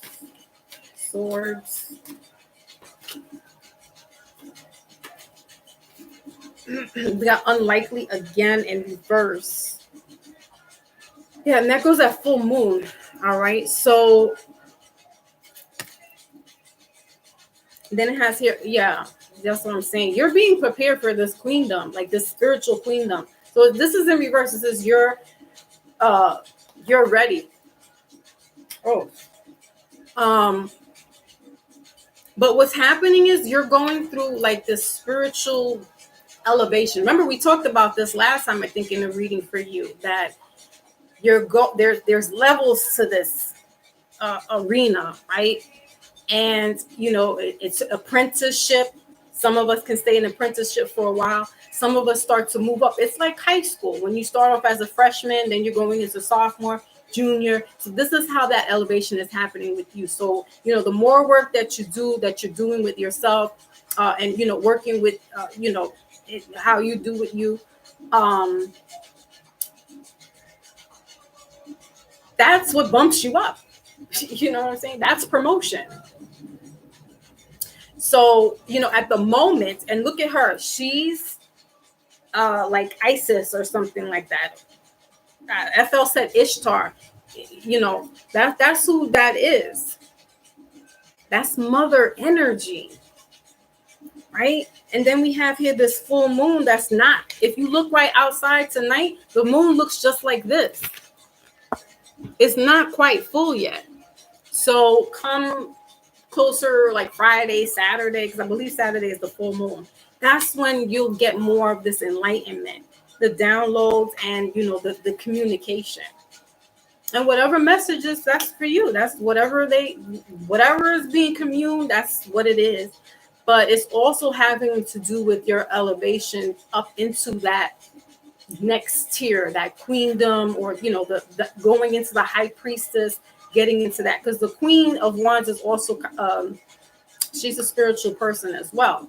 So it's just going into these channels, these different steps, moving from the apprenticeship, now going into like sophomore, junior year, and then going into senior year, and so forth and so on. So that's what I'm getting. It's kind of like you're possibly they're recognizing this, they seeing this. This is how that's what I'm saying. They don't talk to just anybody now. All right. Angels really do not come out of place like that unless they have to supersede into something, or they listen.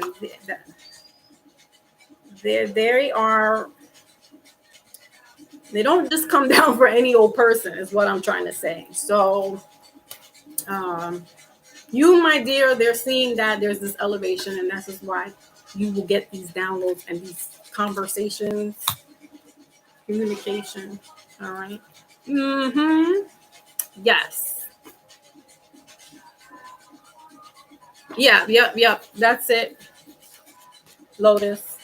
But even still, like, Gabriel has the trumpets. So that's the one with the message. And some pictures depict Gabriel as being kind of feminine.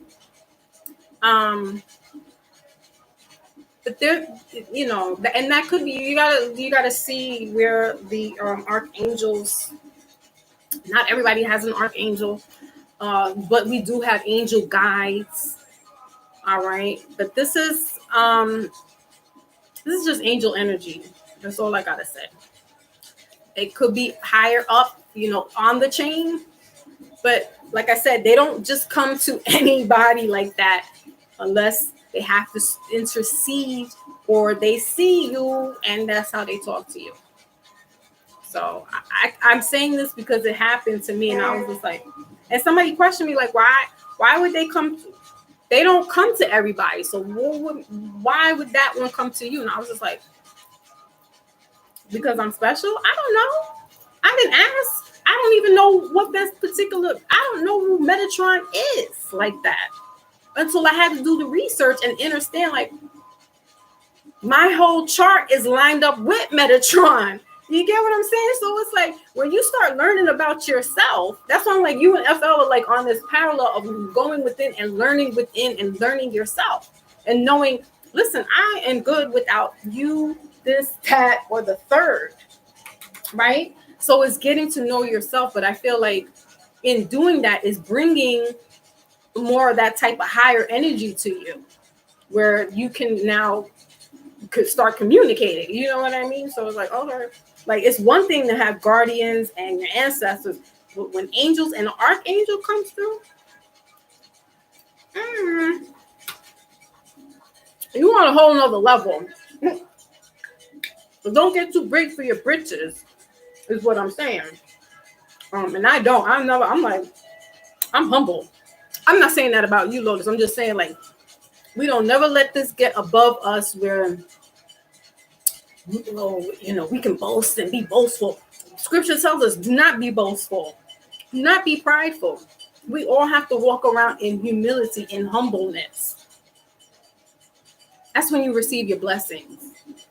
So I'm gonna leave us there. Whoa, JB, he said, hey girl, hey Jay. Where you been? You've been doing your MIA too, I think. I haven't seen you in a minute.